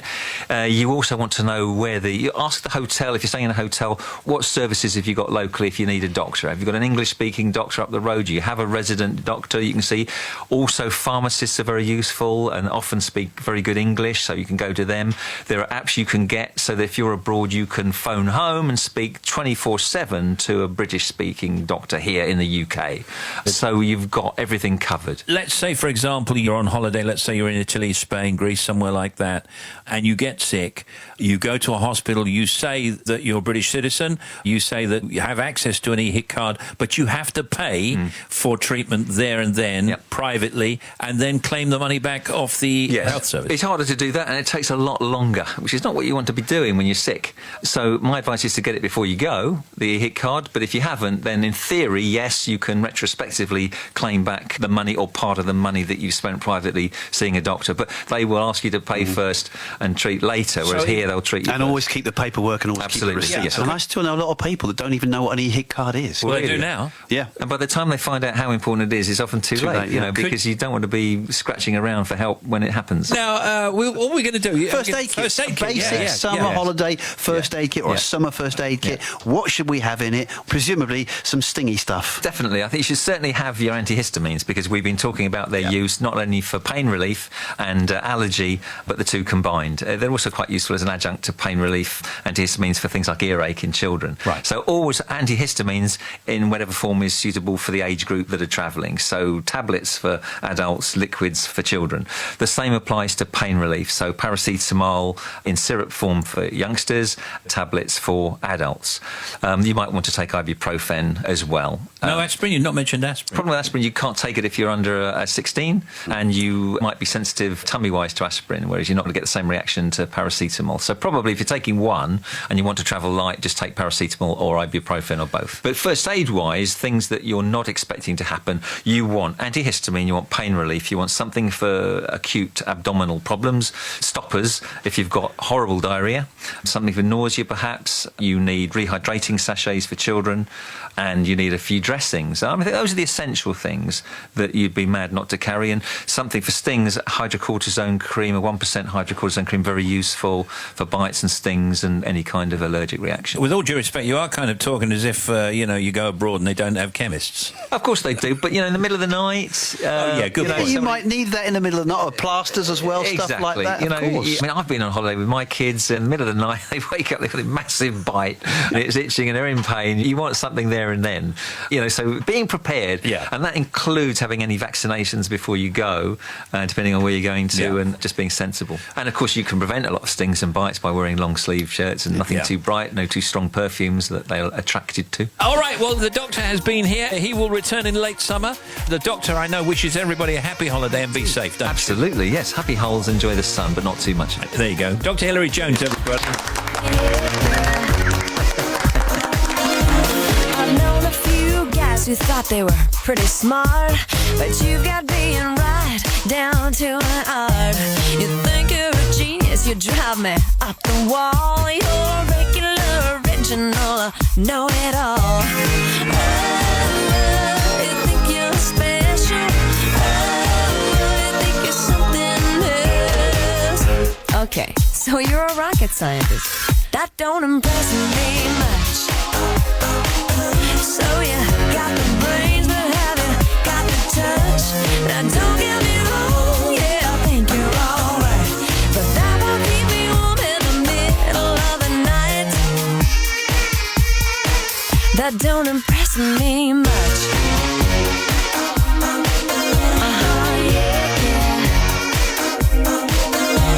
I never knew a guy who carried a mirror in his pocket and a comb up his sleeve, just in case, and all that extra old gel in your hair ought to lock it, 'cause heaven forbid it should fall out of place.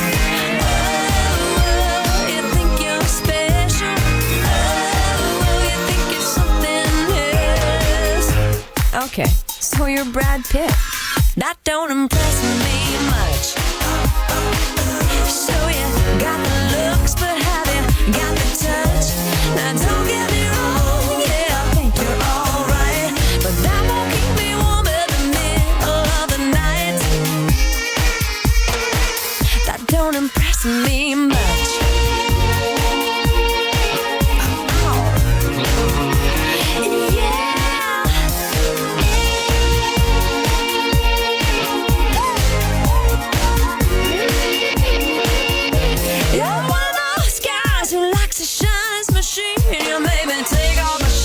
Before you let me get in, I can't believe you kiss your car goodnight.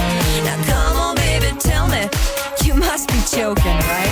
Oh, you think you're something special. She has very high standards indeed. Think you're something else. Okay, so you got a car.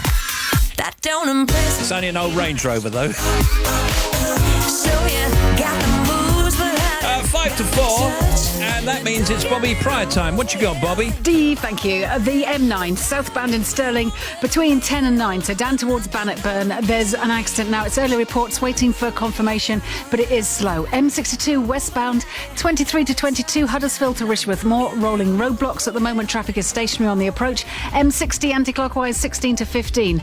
Towards the Swinton interchange, we've got a broken down vehicle, so one lane is still closed. The M6 southbound, still busy, 10 to 9, following the earlier accident and breakdown towards towards Wednesbury. The M1, that's southbound queue between 11 and 10. Just to let you know, it was two wide loads heading down there, so that caused a wake of traffic heading down towards the M25. So it's still very, very slow from 9 towards the M25, but it looks like that congestion is because of that. All lanes are open. A1 northbound at Balderton, jackknife lorry between Fernwood South Junction and the Balderton Claypole turn-off, so you've got queues behind that. You can get past, there is one lane closed. The M25 clockwise at the top, 25 at Enfield, slow traffic, there was a breakdown. It's all clear now, and there was another breakdown, 26 to 27. Again, it's gone, but they've left a lane closed for safety, so one lane is still shut. And finally, a little bit of good news on the Fort North Circular, the A406 northbound. We've got all lanes open at the Red Bridge roundabout. Thanks for your updates. Back with another one, half an hour. So, Ian, what is it? Benedict Cumberbatch. Who on God's earth is that? He shall not pass.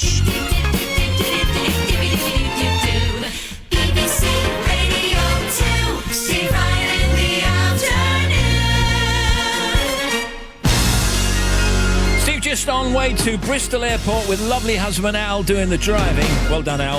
Off to Portugal for a week of sun and relaxation. Loving the show. Thanks a lot. Chris Gumbley. All right, Phil Collins, Philip Bailey, Easy Lover.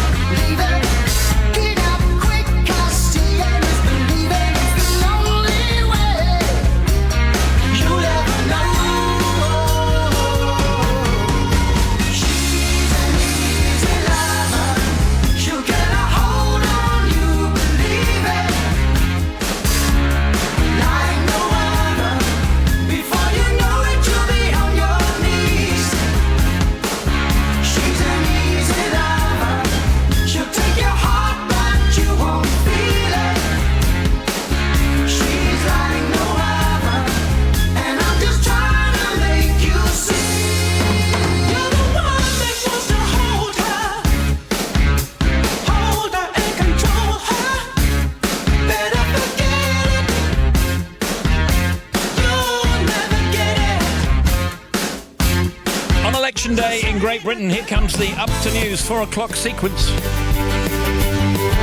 Highly dynamic.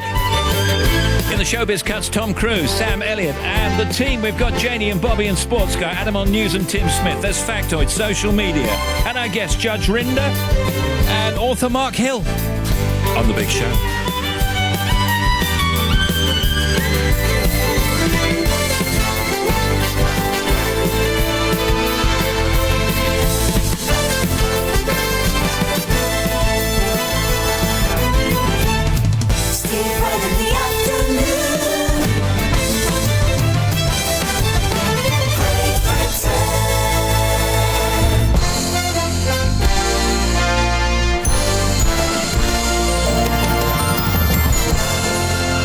United Kingdom, across planet Earth. This is BBC Radio 2, online on digital radio and on 88 and 91 FM.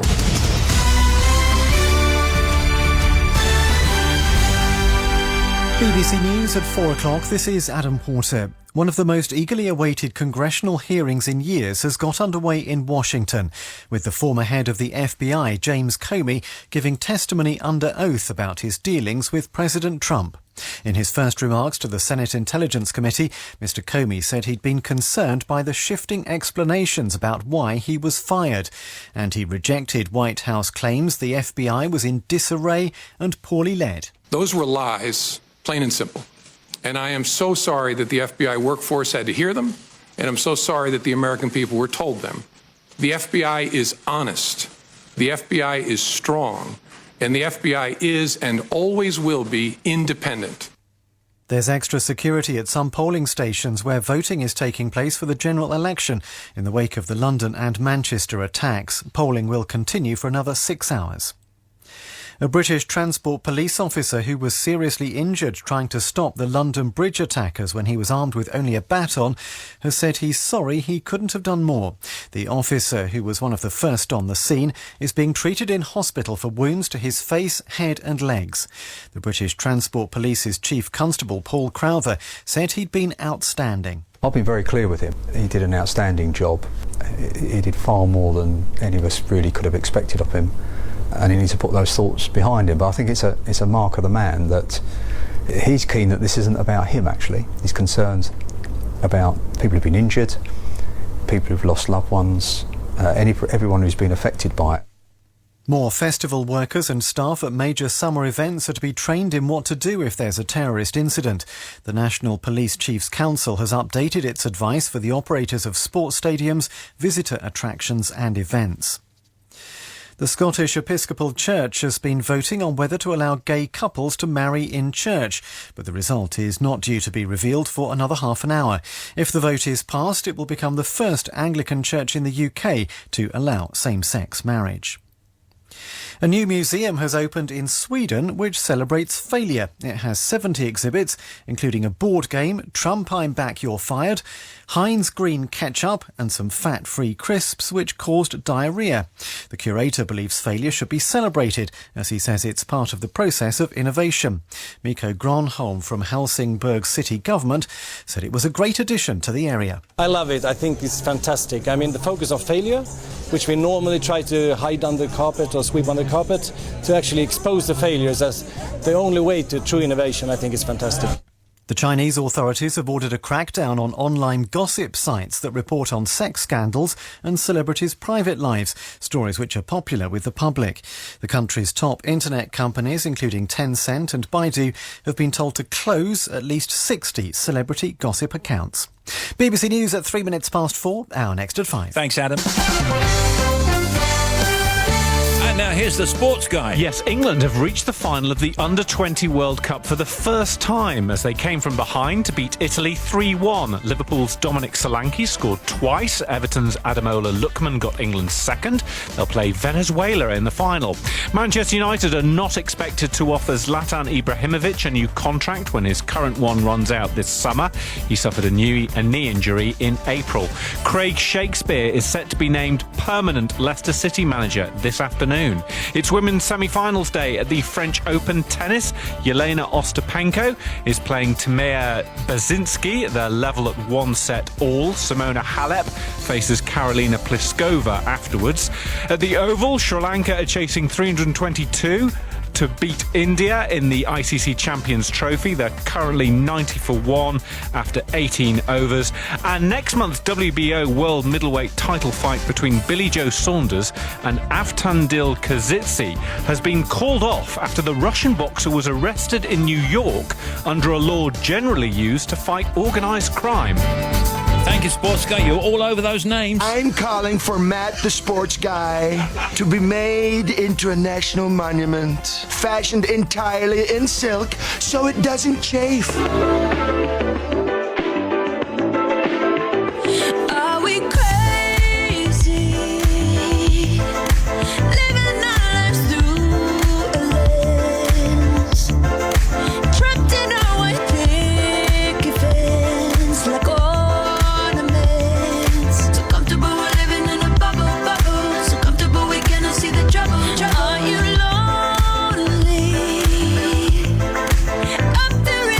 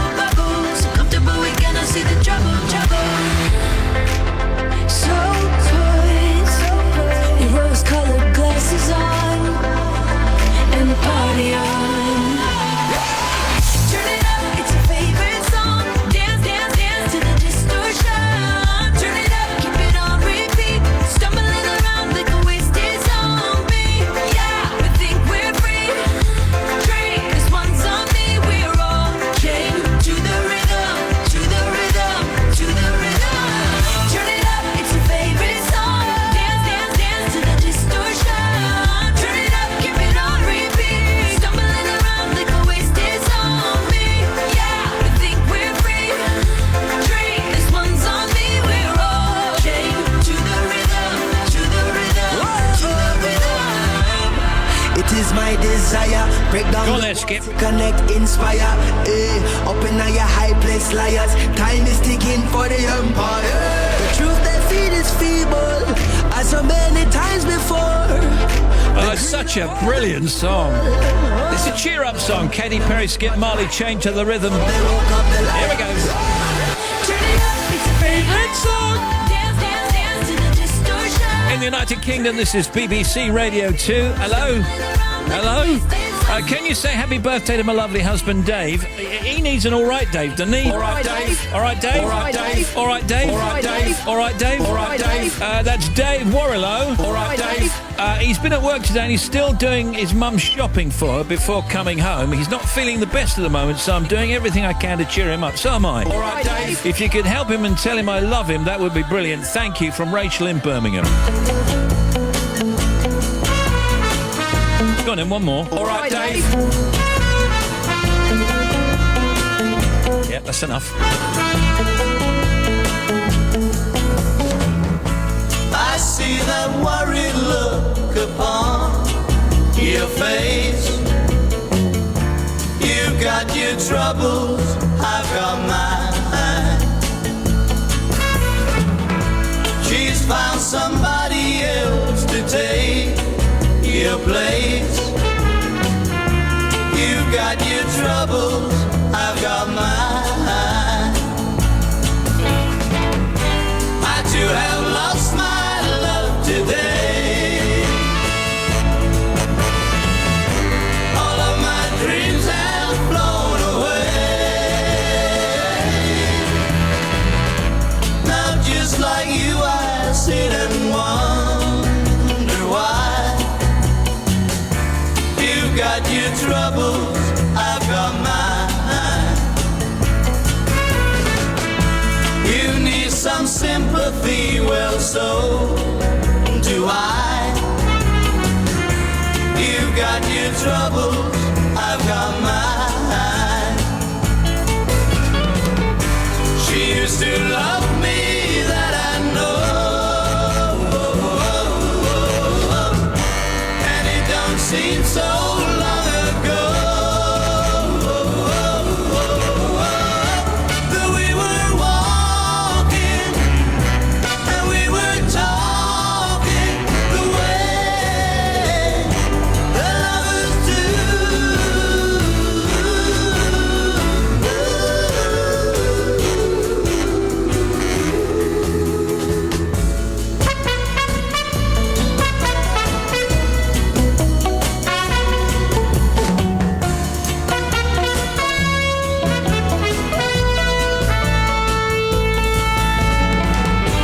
I too have lost my love today.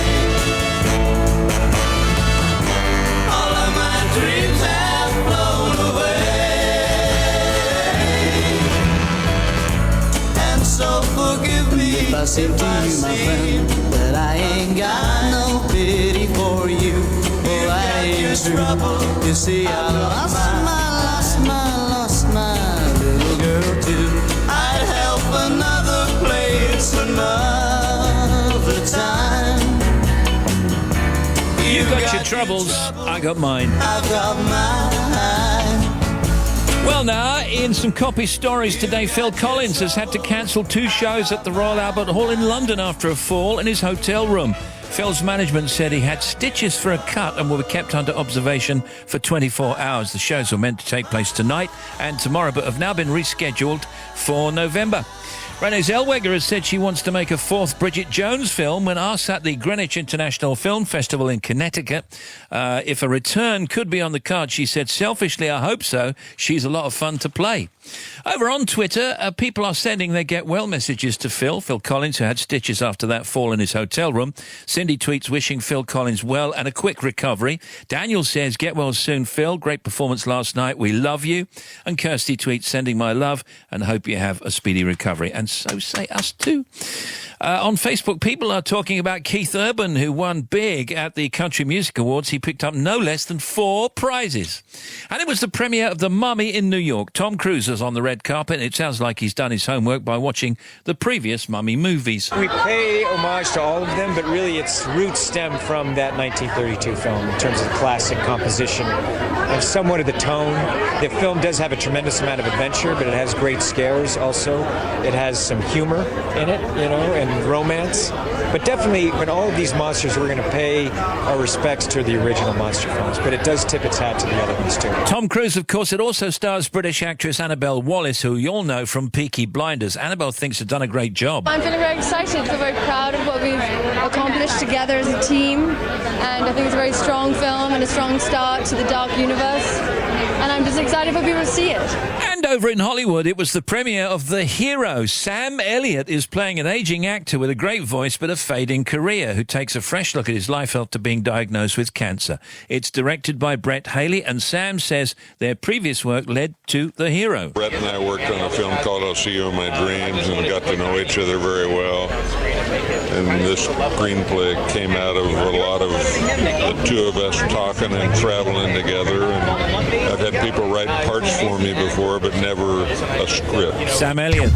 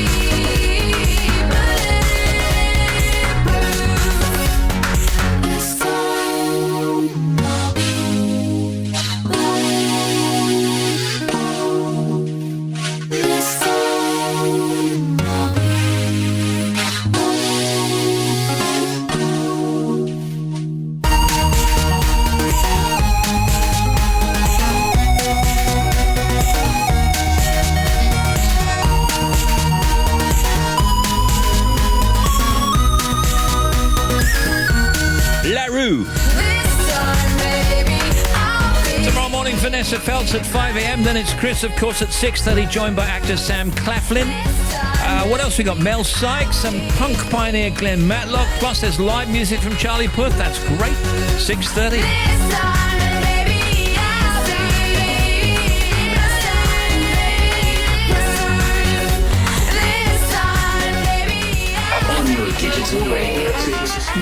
He was one of the great pioneers of rock and roll. It's not only pumping the guitar and shouting lyrics. Without him, stations like Six Music probably wouldn't exist. I'm Anthony Wall. I'm the series editor of Arena on BBC TV. Way back in the mid-70s, I had the rare opportunity of interviewing Chuck Berry. Hail, hail, rock and roll. I made a program about him, but the controllers deemed it too unorthodox, so I put it away. This is an invitation to hear Chuck Berry as you've never heard him before. This Sunday afternoon at 1 on BBC Radio 6 Music. Steve Wright in the afternoon.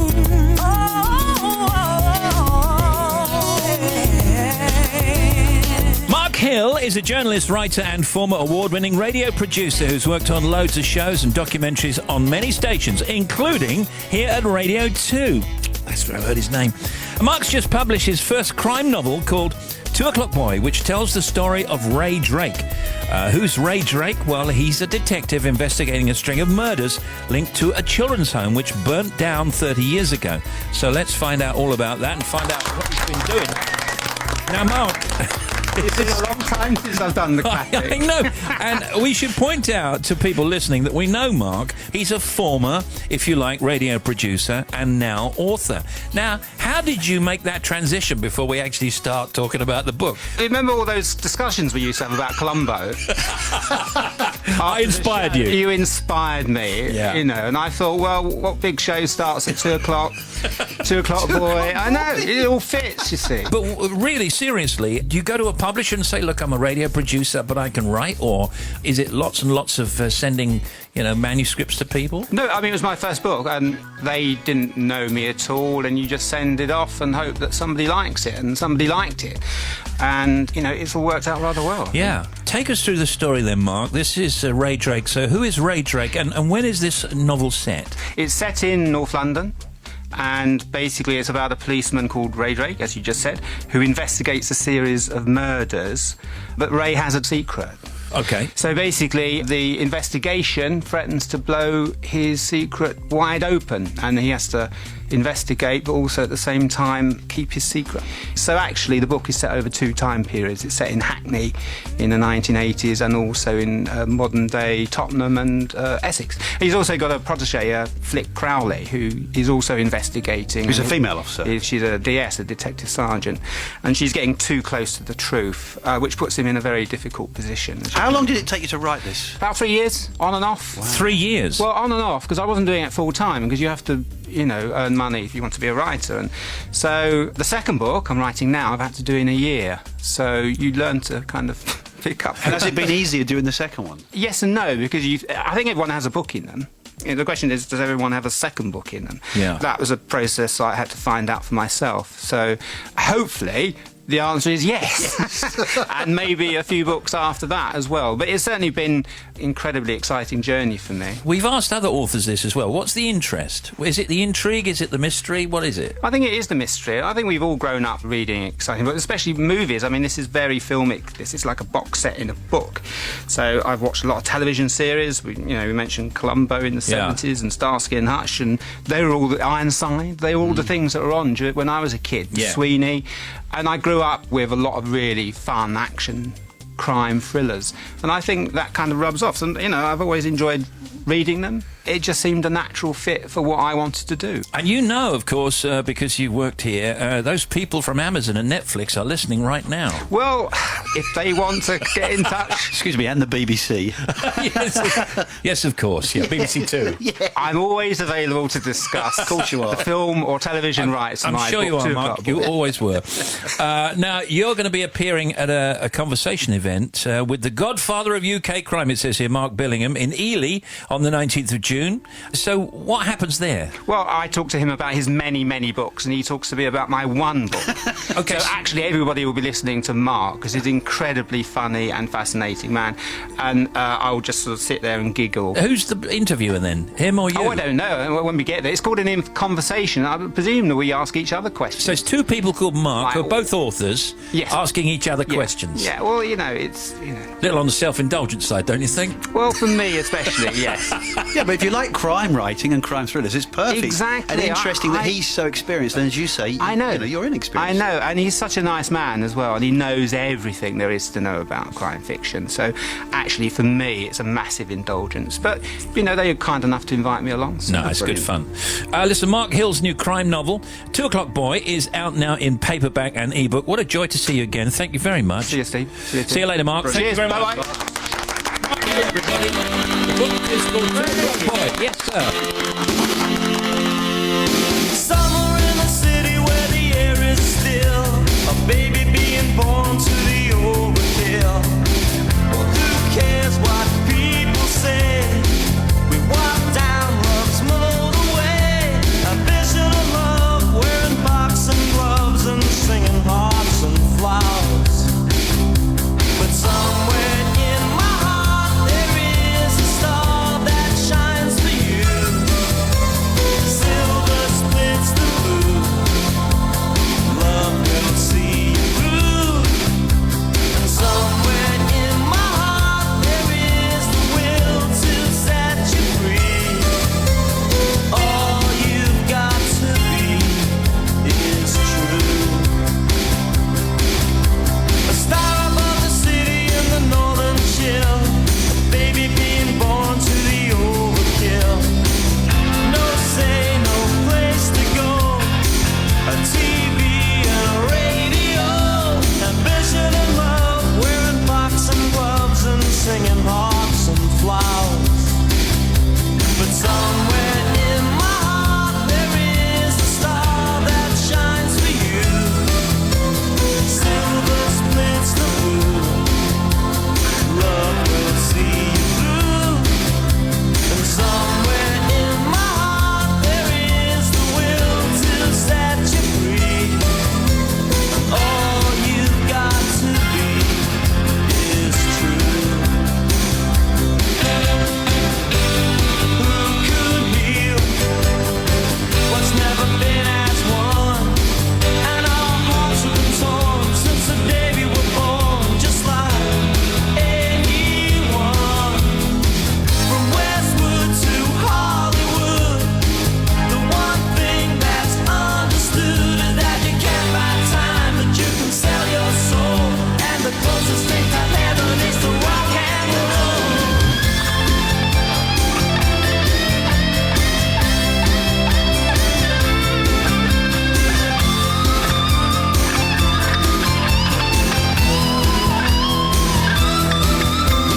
Somewhere in my heart there is a star that shines for you. Silver splits the blue. Love will see you through. And somewhere in my heart there is the will to set you free. All you've got to be is true. Somewhere in my heart there is a star that shines for you. Silver splits the blue. Love will see you through. And somewhere in my heart there is the will to set you free. On BBC Radio 2 Aztec camera somewhere in my heart. Radio 2, live at Hyde Park. All 45,000 tickets for Radio 2 Live in Hyde Park are sold out. Sold out during the breakfast show this morning. If you didn't manage to get one, you'll still be able to watch it on the red button or listen live on Radio 2 when it happens on the 10th of September. This year's lineup is Blondie, James Blunt, Emily Sandé, Rick Astley, Seth Lakeman and Wildwood Kin, Stereophonic, Shania Twain, and this year's headliners, Take That! It's Radio 2 Live in Hyde Park, Sunday the 10th of September. As BBC Music Day explores the power of song, we talk to four mothers who share memories of their sons through the music they loved. It's everything if you listen to the words. Oh, I used to cry every time I heard it. And then all of a sudden the door knocked. I knew straight away. So I went, somebody's going to get a nasty shock. And she said, I'm here to tell you that is your son. Christopher Gray died 2007. Leon Spicer died 2005. Michael Tench died 2007. James Prosser, killed in Afghanistan 2009. Songs my son loved. Inspirational stories of surviving grief. Beginning Monday from midday on BBC Radio 2.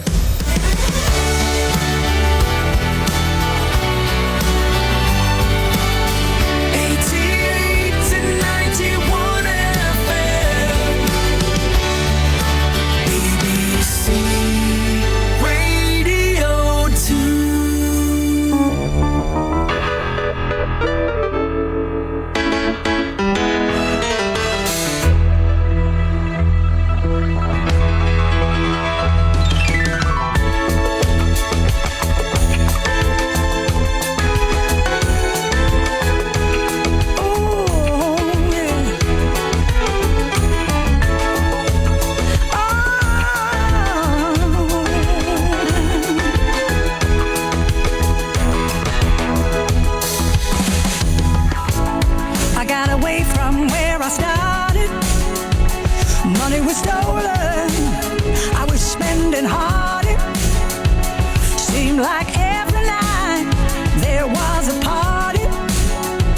Neglected my love, leaving him unguarded. Too deaf to hear his voice calling, too blind to see my world falling. Love, love, love just ain't something that you get for free. No, no, I'm gonna let you know that love, love, love just ain't something that you get for free. No, no. Oh, yeah.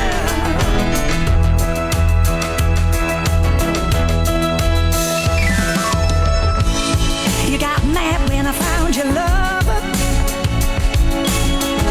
the one you didn't mean for me to discover. You had me fooled, which was very slick. Now I realize that I'm a trick. So I asked you why you needed me. You gave your explanation easily. You said love, love, love just ain't something that you get for free. No, no. You said love, love, love just ain't something that you get for free. No, no. I said that love, love, love just ain't something that you get for free. No, no, no, no, no, no, no, no, no, no.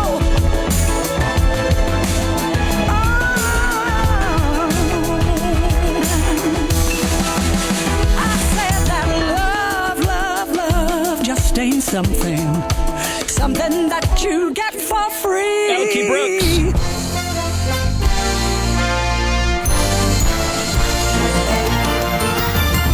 It's 4:30 in the United Kingdom, and now here's Bobby Pryor. Steve, thank you. First of all, to Perth, to the A90.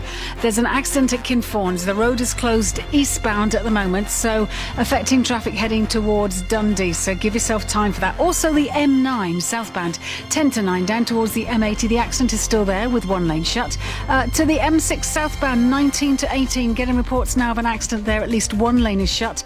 I'm waiting for more information, but you've got heavy queues already on the M6 southbound because of that. Problems for the A1. So first of all, the western bypass at Gateshead. A1 southbound on the Exeter Road down towards the Bowes Incline, the Angel of the North. The A167, we've got a breakdown. So going off is just a little bit slow. Also the A1 southbound at the A66. So if you're heading towards Scotch Corner, there's a breakdown. One lane is shut there and you've got big queues. The other problems on the A1. So if you're heading anywhere near Newark. So first of all, northbound up towards Newark at Claypole, there was a jackknife lorry. That cleared, and then on the other side of the carriageway, just about on the opposite, just opposite to the other one, there was a lorry with a blowout. So we've got one lane closed now on the southbound side. So Balderton to Claypole, you've got some heavy queues on the southbound route, but northbound you've got all lanes now open. Two separate incidents each direction.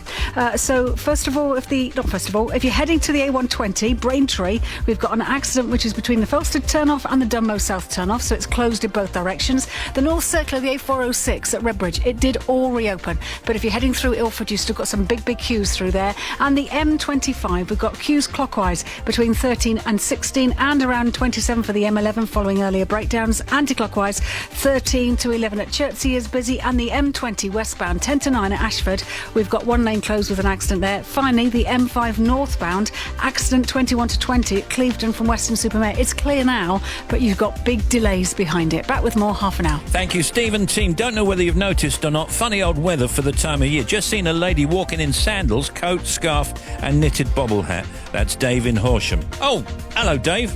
You all right, Dave? All right, Dave. Yeah. It is funny old weather.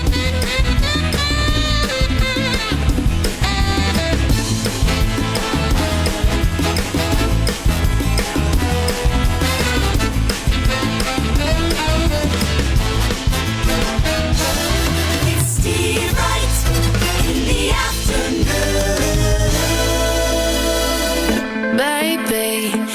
is what you came for. Lightning strikes every time she moves, and everybody's watching her, but she's looking at you.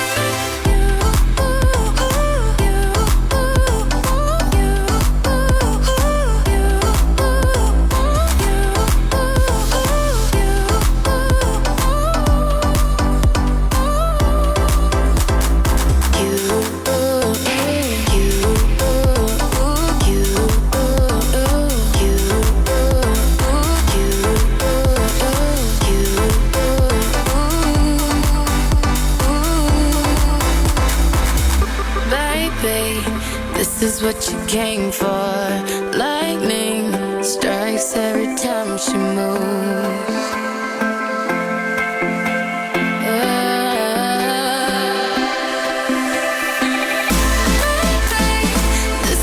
Rihanna, Calvin Harris, this is what you came for. We've got 24 minutes to 5. Simon's on the air at 5. Nigel Barden cooking up raw hanger steak with mozzarella, borlotti beans and wild garlic for Foodie Thursday. Bob Harris Country at 7. Joe Wiley at 8. The Radio 2 Art Show with Jonathan at 10. Craig Charles House Party at midnight.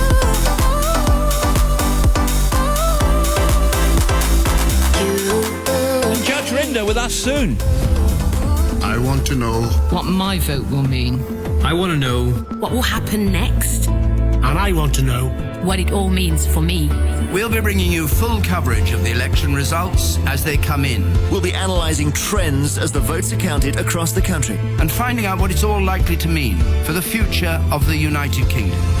Election 2017. Tonight from 5 to 10 on BBC One. And through the night across the BBC.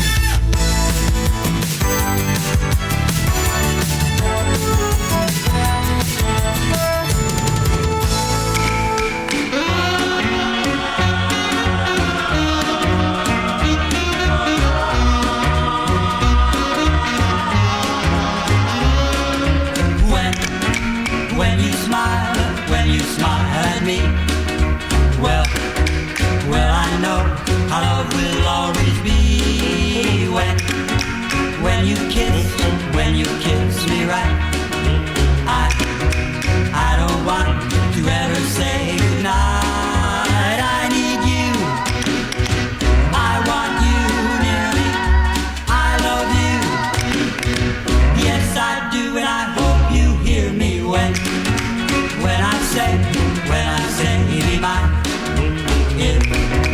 If you will, I know all will be fine. When will you be mine?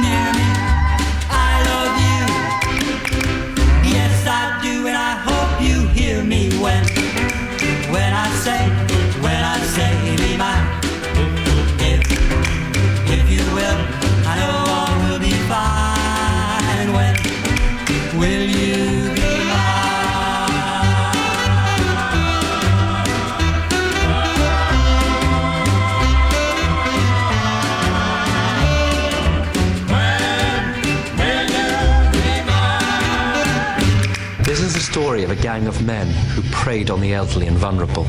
They stole thousands of pounds from people all over the country, not through intimidation, violence, or breaking into their property.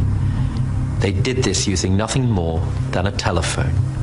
This is the story of a gang of men that would stop at nothing to get what they wanted, and the police operation to catch them.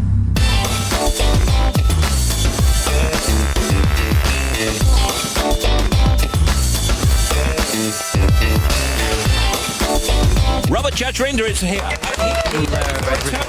Well, how nice to see you again. And we were rooting for you on Strictly. I'm sorry to let you down. Well, no, you didn't let us down. Did you vote? Well, no, not really, because nice. BBC employee. What good is it to me if you were rooting for me? I'm a BBC employee, I can't. That's not true. Well, maybe it isn't. Sorry, Judge. I was really rooting for you. Oh, thank you. I thought you were fantastic. Oh, I loved it. Oh, I loved it too. Are you still dancing? I want to. The difficulty is the dances that I like, you can't really find anywhere. Where is there to go, you know what I mean, to have a cocktail and a quick step?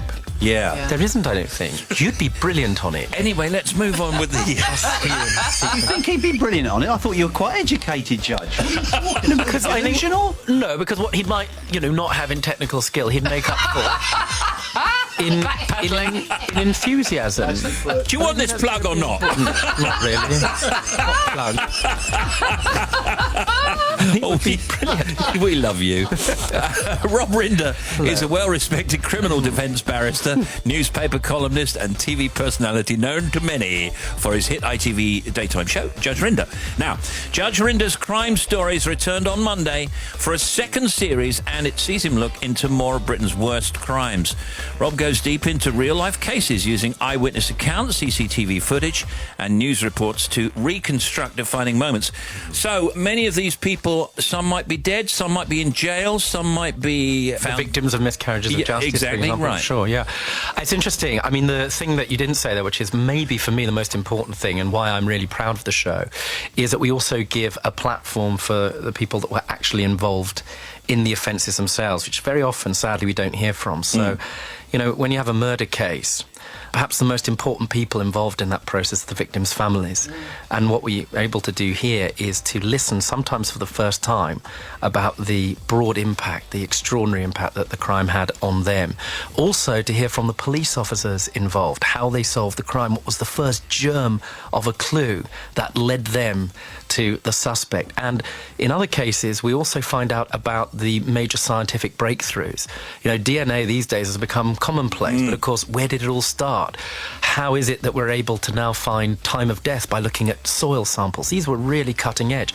We actually hear from the people themselves. It's something I have to say I feel really proud of, actually. Do you think that justice reflects the times? For example, if there's a case from 1975, the kind of justice that will be put out is about the law in 1975, which could change in 10 years or 20 years or 30 years. Well, it depends what you mean. I mean, in respect of murder cases, the punishments haven't really changed. What has changed since 1975, happily, is including victims, and especially victims' families, in the process. The investigative techniques have certainly improved. It's a really interesting thing, I should say to you. At the beginning, when I first started at I'm not going to say entirely when, but certainly around the turn of the century, the reality was, as a defence barrister, there was actually more you could make of a trial. The reality is nowadays, by the time a suspect is charged, especially on a serious offence, almost certainly there'll be CCTV evidence. It's seriously compelling. The first case I ever did with CCTV evidence, it was like voodoo, because what we were doing was watching a guy travel from the scene of the murder back to his home by looking at where the mobile phone masts were according to his calls on his telephone. Now, that was extraordinary at the time. So the reality is now, compared to 1975, by the time somebody's actually facing trial, the cases are, I have to say, by and large, pretty compelling. We're going to take a break in a second, but let's just, before we talk about some of the cases involved in this particular series, talk about you, because, I mean, you just kind of appeared. I can't remember how many years ago now, 5 or 10? 4, I think. Oh, is it about 4? No, I mean 40.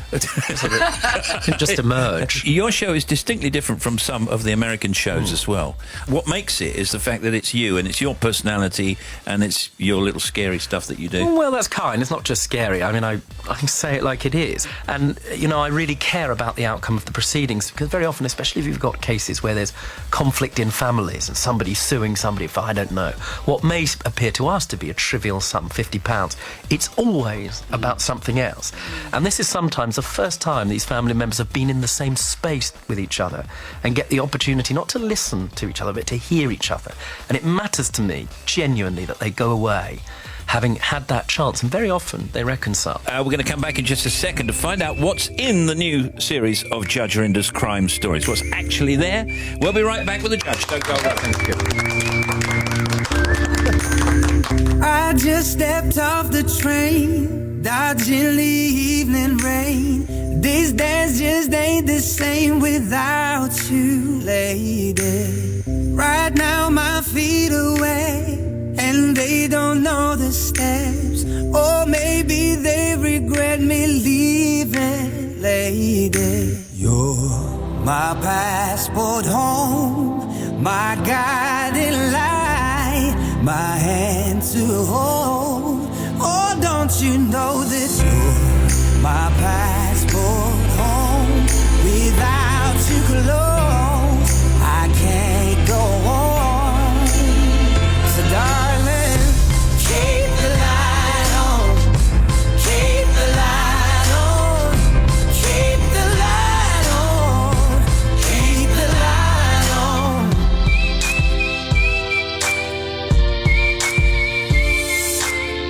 I step back on the stage, the people call my name. This crowd just ain't the same without you, lady. And though they sing along, I'd rather hear a song again. Oh, don't you know that you're my passport home, my guiding light, my hand to hold. Oh, don't you know that you're my passport home? Without you close, I can't go on. You're the only one who knows every weakness I've exposed, and I can't believe you chose to see this through. You're the picture in my heart, and I loved you from the start. That's the reason I keep coming back to you. So darling, keep the light on, keep the light on, keep the light on, keep the light on, keep the light on, keep the light on, keep the light on, keep the light on. We're back with Judge Rinder, everybody. And before the break, we were just shooting the breeze here and talking about Judge Rinder's crime stories. We've already spoken about one that's gone out already. Let me ask you also about the road rage. Kenneth Noy. Yeah. An interesting one. What's amazing about that case is how the police solved it and the bravery of the girlfriend of the victim there. Tell us about the circumstances. Kenneth Noy, who was a well-known dangerous gangster, went on the run. In order to find him, the police cultivated a really cutting-edge strategy. It was a brave one as well. And you have to watch it to see. But it's one of those cases which ultimately came down to brave, innovative, and courageous police work. And what happened at the end is really, really something to see. Okay. Tell us about the priceless Millennium Star diamond on display at the Millennium Dome. That was a real heist. Do you remember the Millennium Star diamond? Talk about chutzpah, right? This is a gang who in broad daylight drive a forklift truck, right, and pull off almost one of the most unbelievable heists in probably the last 100 years and very almost get away with it. It's interesting, if you ask barristers why people get caught, so often it's because once people get the proceeds of their crime, they start acting in a very stupid, very greedy way. Yeah. And these days, it's not difficult to follow the financial trail. And that's kind of what happened here. And boy, is it worth watching, I should tell you. Well, it seems to me like we know you a little bit, that you are genuinely involved, almost emotionally, in this stuff, even though you say that you have to distance yourself, because clearly you are interested in justice. Yeah, no, I care about this. There's no programme like this that I would have been part of if I felt that anybody involved was being exploited, if we were just telling stories for ratings, Steve. Yeah. The people who are included in the programme that get an opportunity to tell their stories, and it's called Crime Stories, sometimes tell the stories for the first time. And the people who are perhaps most important are the victims. They could be victims of miscarriages of justice as well. And we never get to hear a full account of what an impact of a crime has had on them and on the broader family. You can see Rob's TV series Judge Rinder's Crime Stories. It's weekdays at 2 p.m. on ITV, and you can catch up on the previous episodes on the ITV player. Very nice to see you again. I'm with my clerks. Yeah, I know, you I said. wanted to give a shout-out. Is that the right word? Yeah, give a shout-out to your clerks. So today, people think that clerks, it's sort of like the 18th century, which it is a little bit like that. Yes. Clerks all-powerful and that sort of thing. Yes. Well, today, with my clerk from my chambers, we've been shopping for her wedding shoes. They're not quite... Have you been out to vote yet? Of course. I hope you've been able to advise accordingly on the shoes. I'm not sure about that. Rocky, I hope you get an invite to the wedding. I'm not sure about that either. Have we done the shout-out? There you are. Yeah. Thank you, Judge.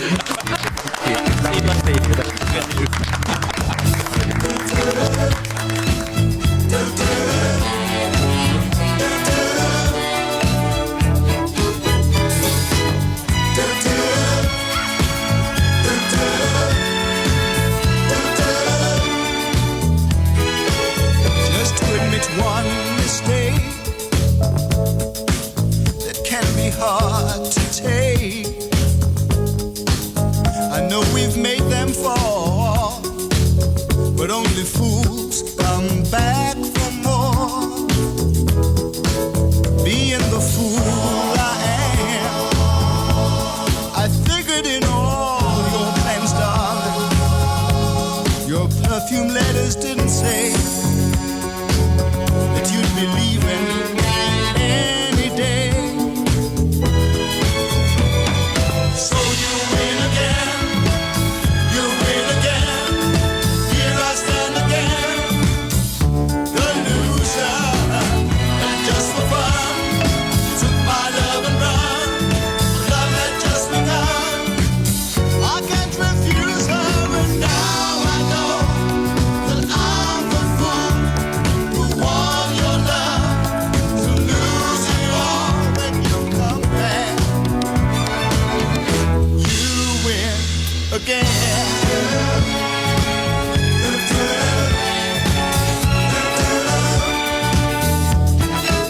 And I'm not proud to say I let love slip away. Now I'm the one who's crying,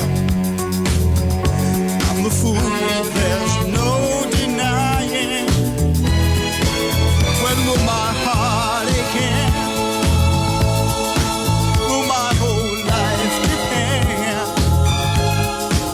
on fading memories? You took the game this time with ease. So you win again, here I stand again,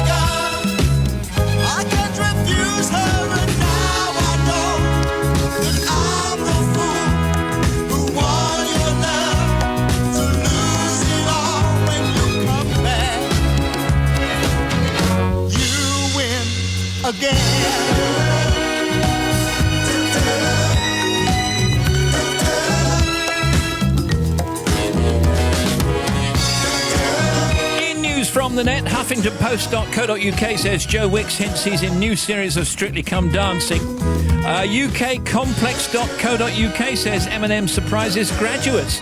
Slim Shady sent a video message to the students in the Flint area and gave each one a brand new pair of headphones. And DigitalSpy.com says Louis Tomlinson signs new contract with his One Direction mentor, Simon Cowell. And now here's the Bobster. Steve, thank you. First of all, the A90 Perth accident at Kinfauns.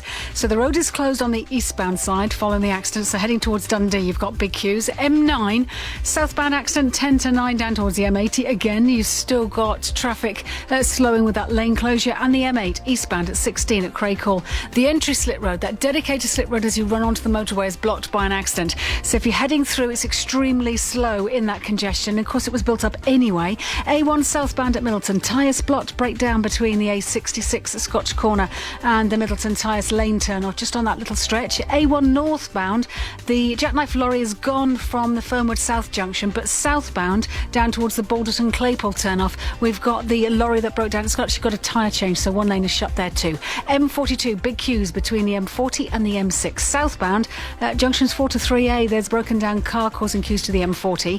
The M25, now clockwise, we've got a really big queue from 11 at Chertsey all the way around to 18. There's an accident just after 17 and one lane is shut. Across the top, 22 to 24 is heavy, and then anti-clockwise it's busy from the M1 around towards 18, then again from 16 to 11, and there's a big queue into the Dartford Tunnel. Finally, the M5 northbound, if you're heading towards Weston-super-Mare, the accident's gone, but we've still got about 3 miles of slow moving traffic. Back with more just after the news with Simon. Thank you, the Bobster.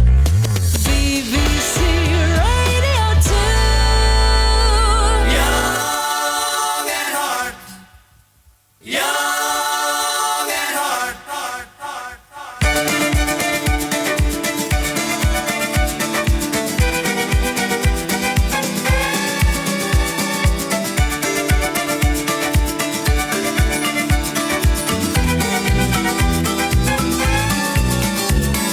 Young at heart, yet what a start.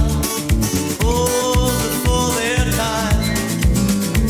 They married young for love at last. Was their only crime. How come I love them now? How come I love them more? Young at heart. You're so young at heart.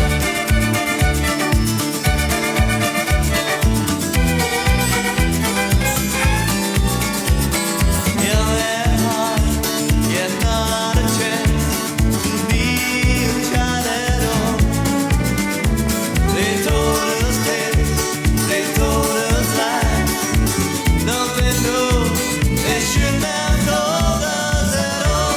How come I love them now? How come I love them more? When all I wanted to do when I was old was to walk out the young at heart. You're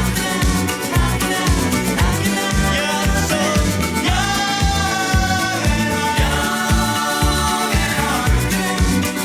heart.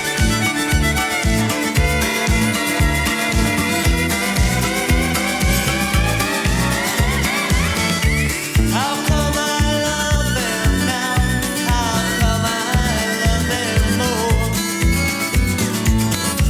How come I love them now? How come I love them more? How come I love them now? How come I love them more? When all I wanted to do when I was old was to walk out the door. Young at heart. The Bluebell's got to go, though. Simon Mayo is cooking up raw steak. So that's, if it's raw, that's not really cooking at all, is it? No, I'm not really sure. I'm no chef myself. comes up after the 5 o'clock news. With us tomorrow, bloke with big phone, Dom Jolly, and after 4:15, Serious Jockin. Good evening.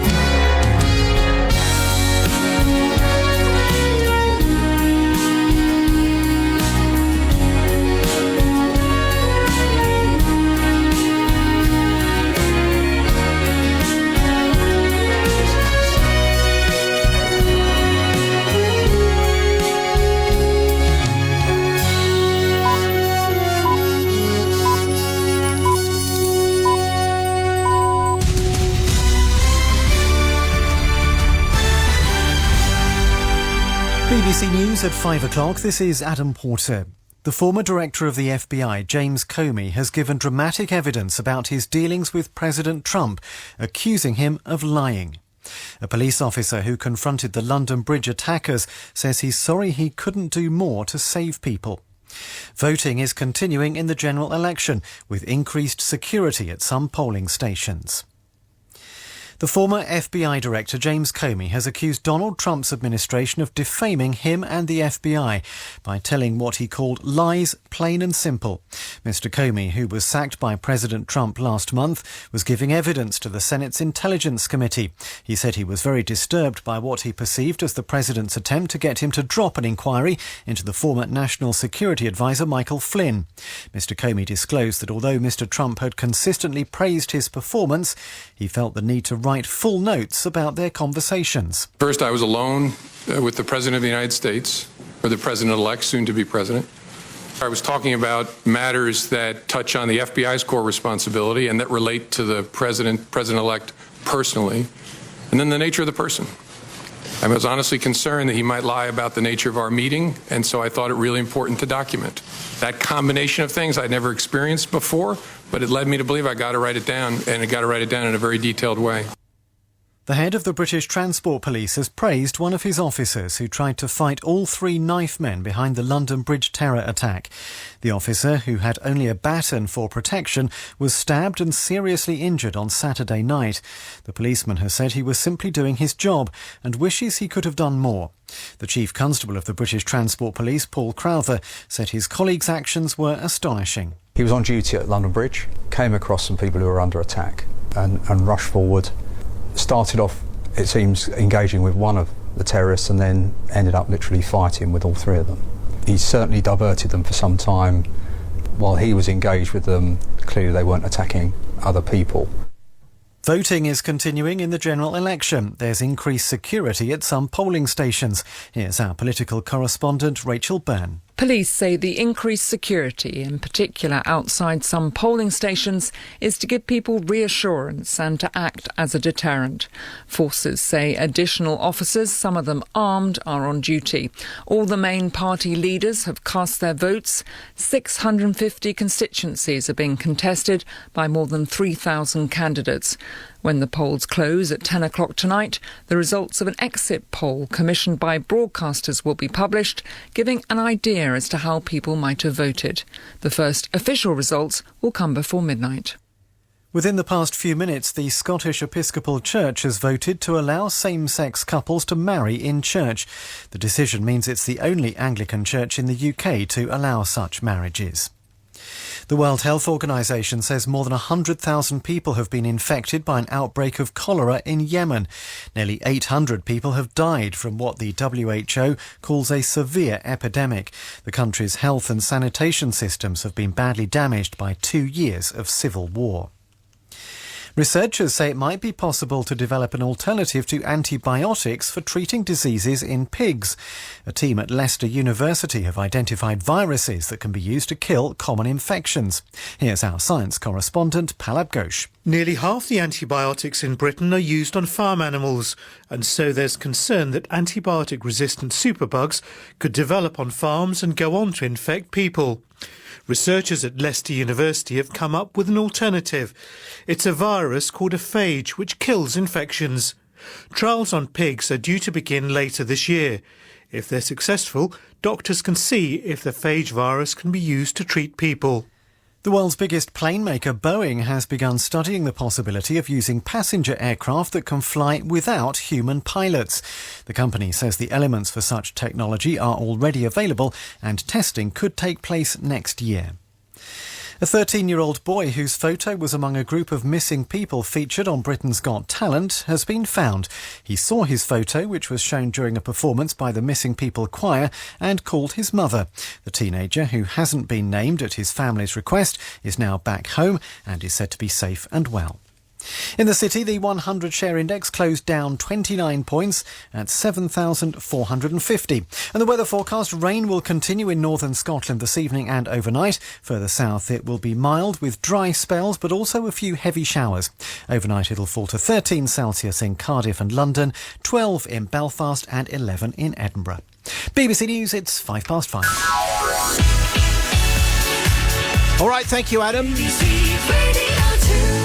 Thank you, Steve. Mayo, Simon Mayo. Nice judge, Rinder. Right time's on and we're on our way home. Always entertaining. Right, so Thursday's wrapped up.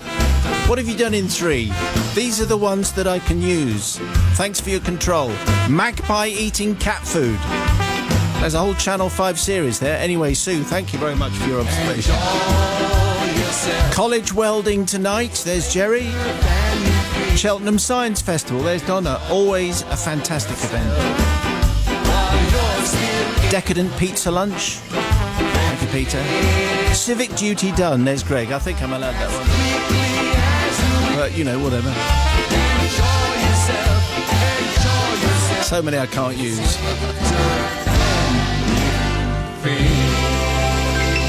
Anyways, drive time on BBC Radio 2. What you got there? Lots of Brian Ferry here.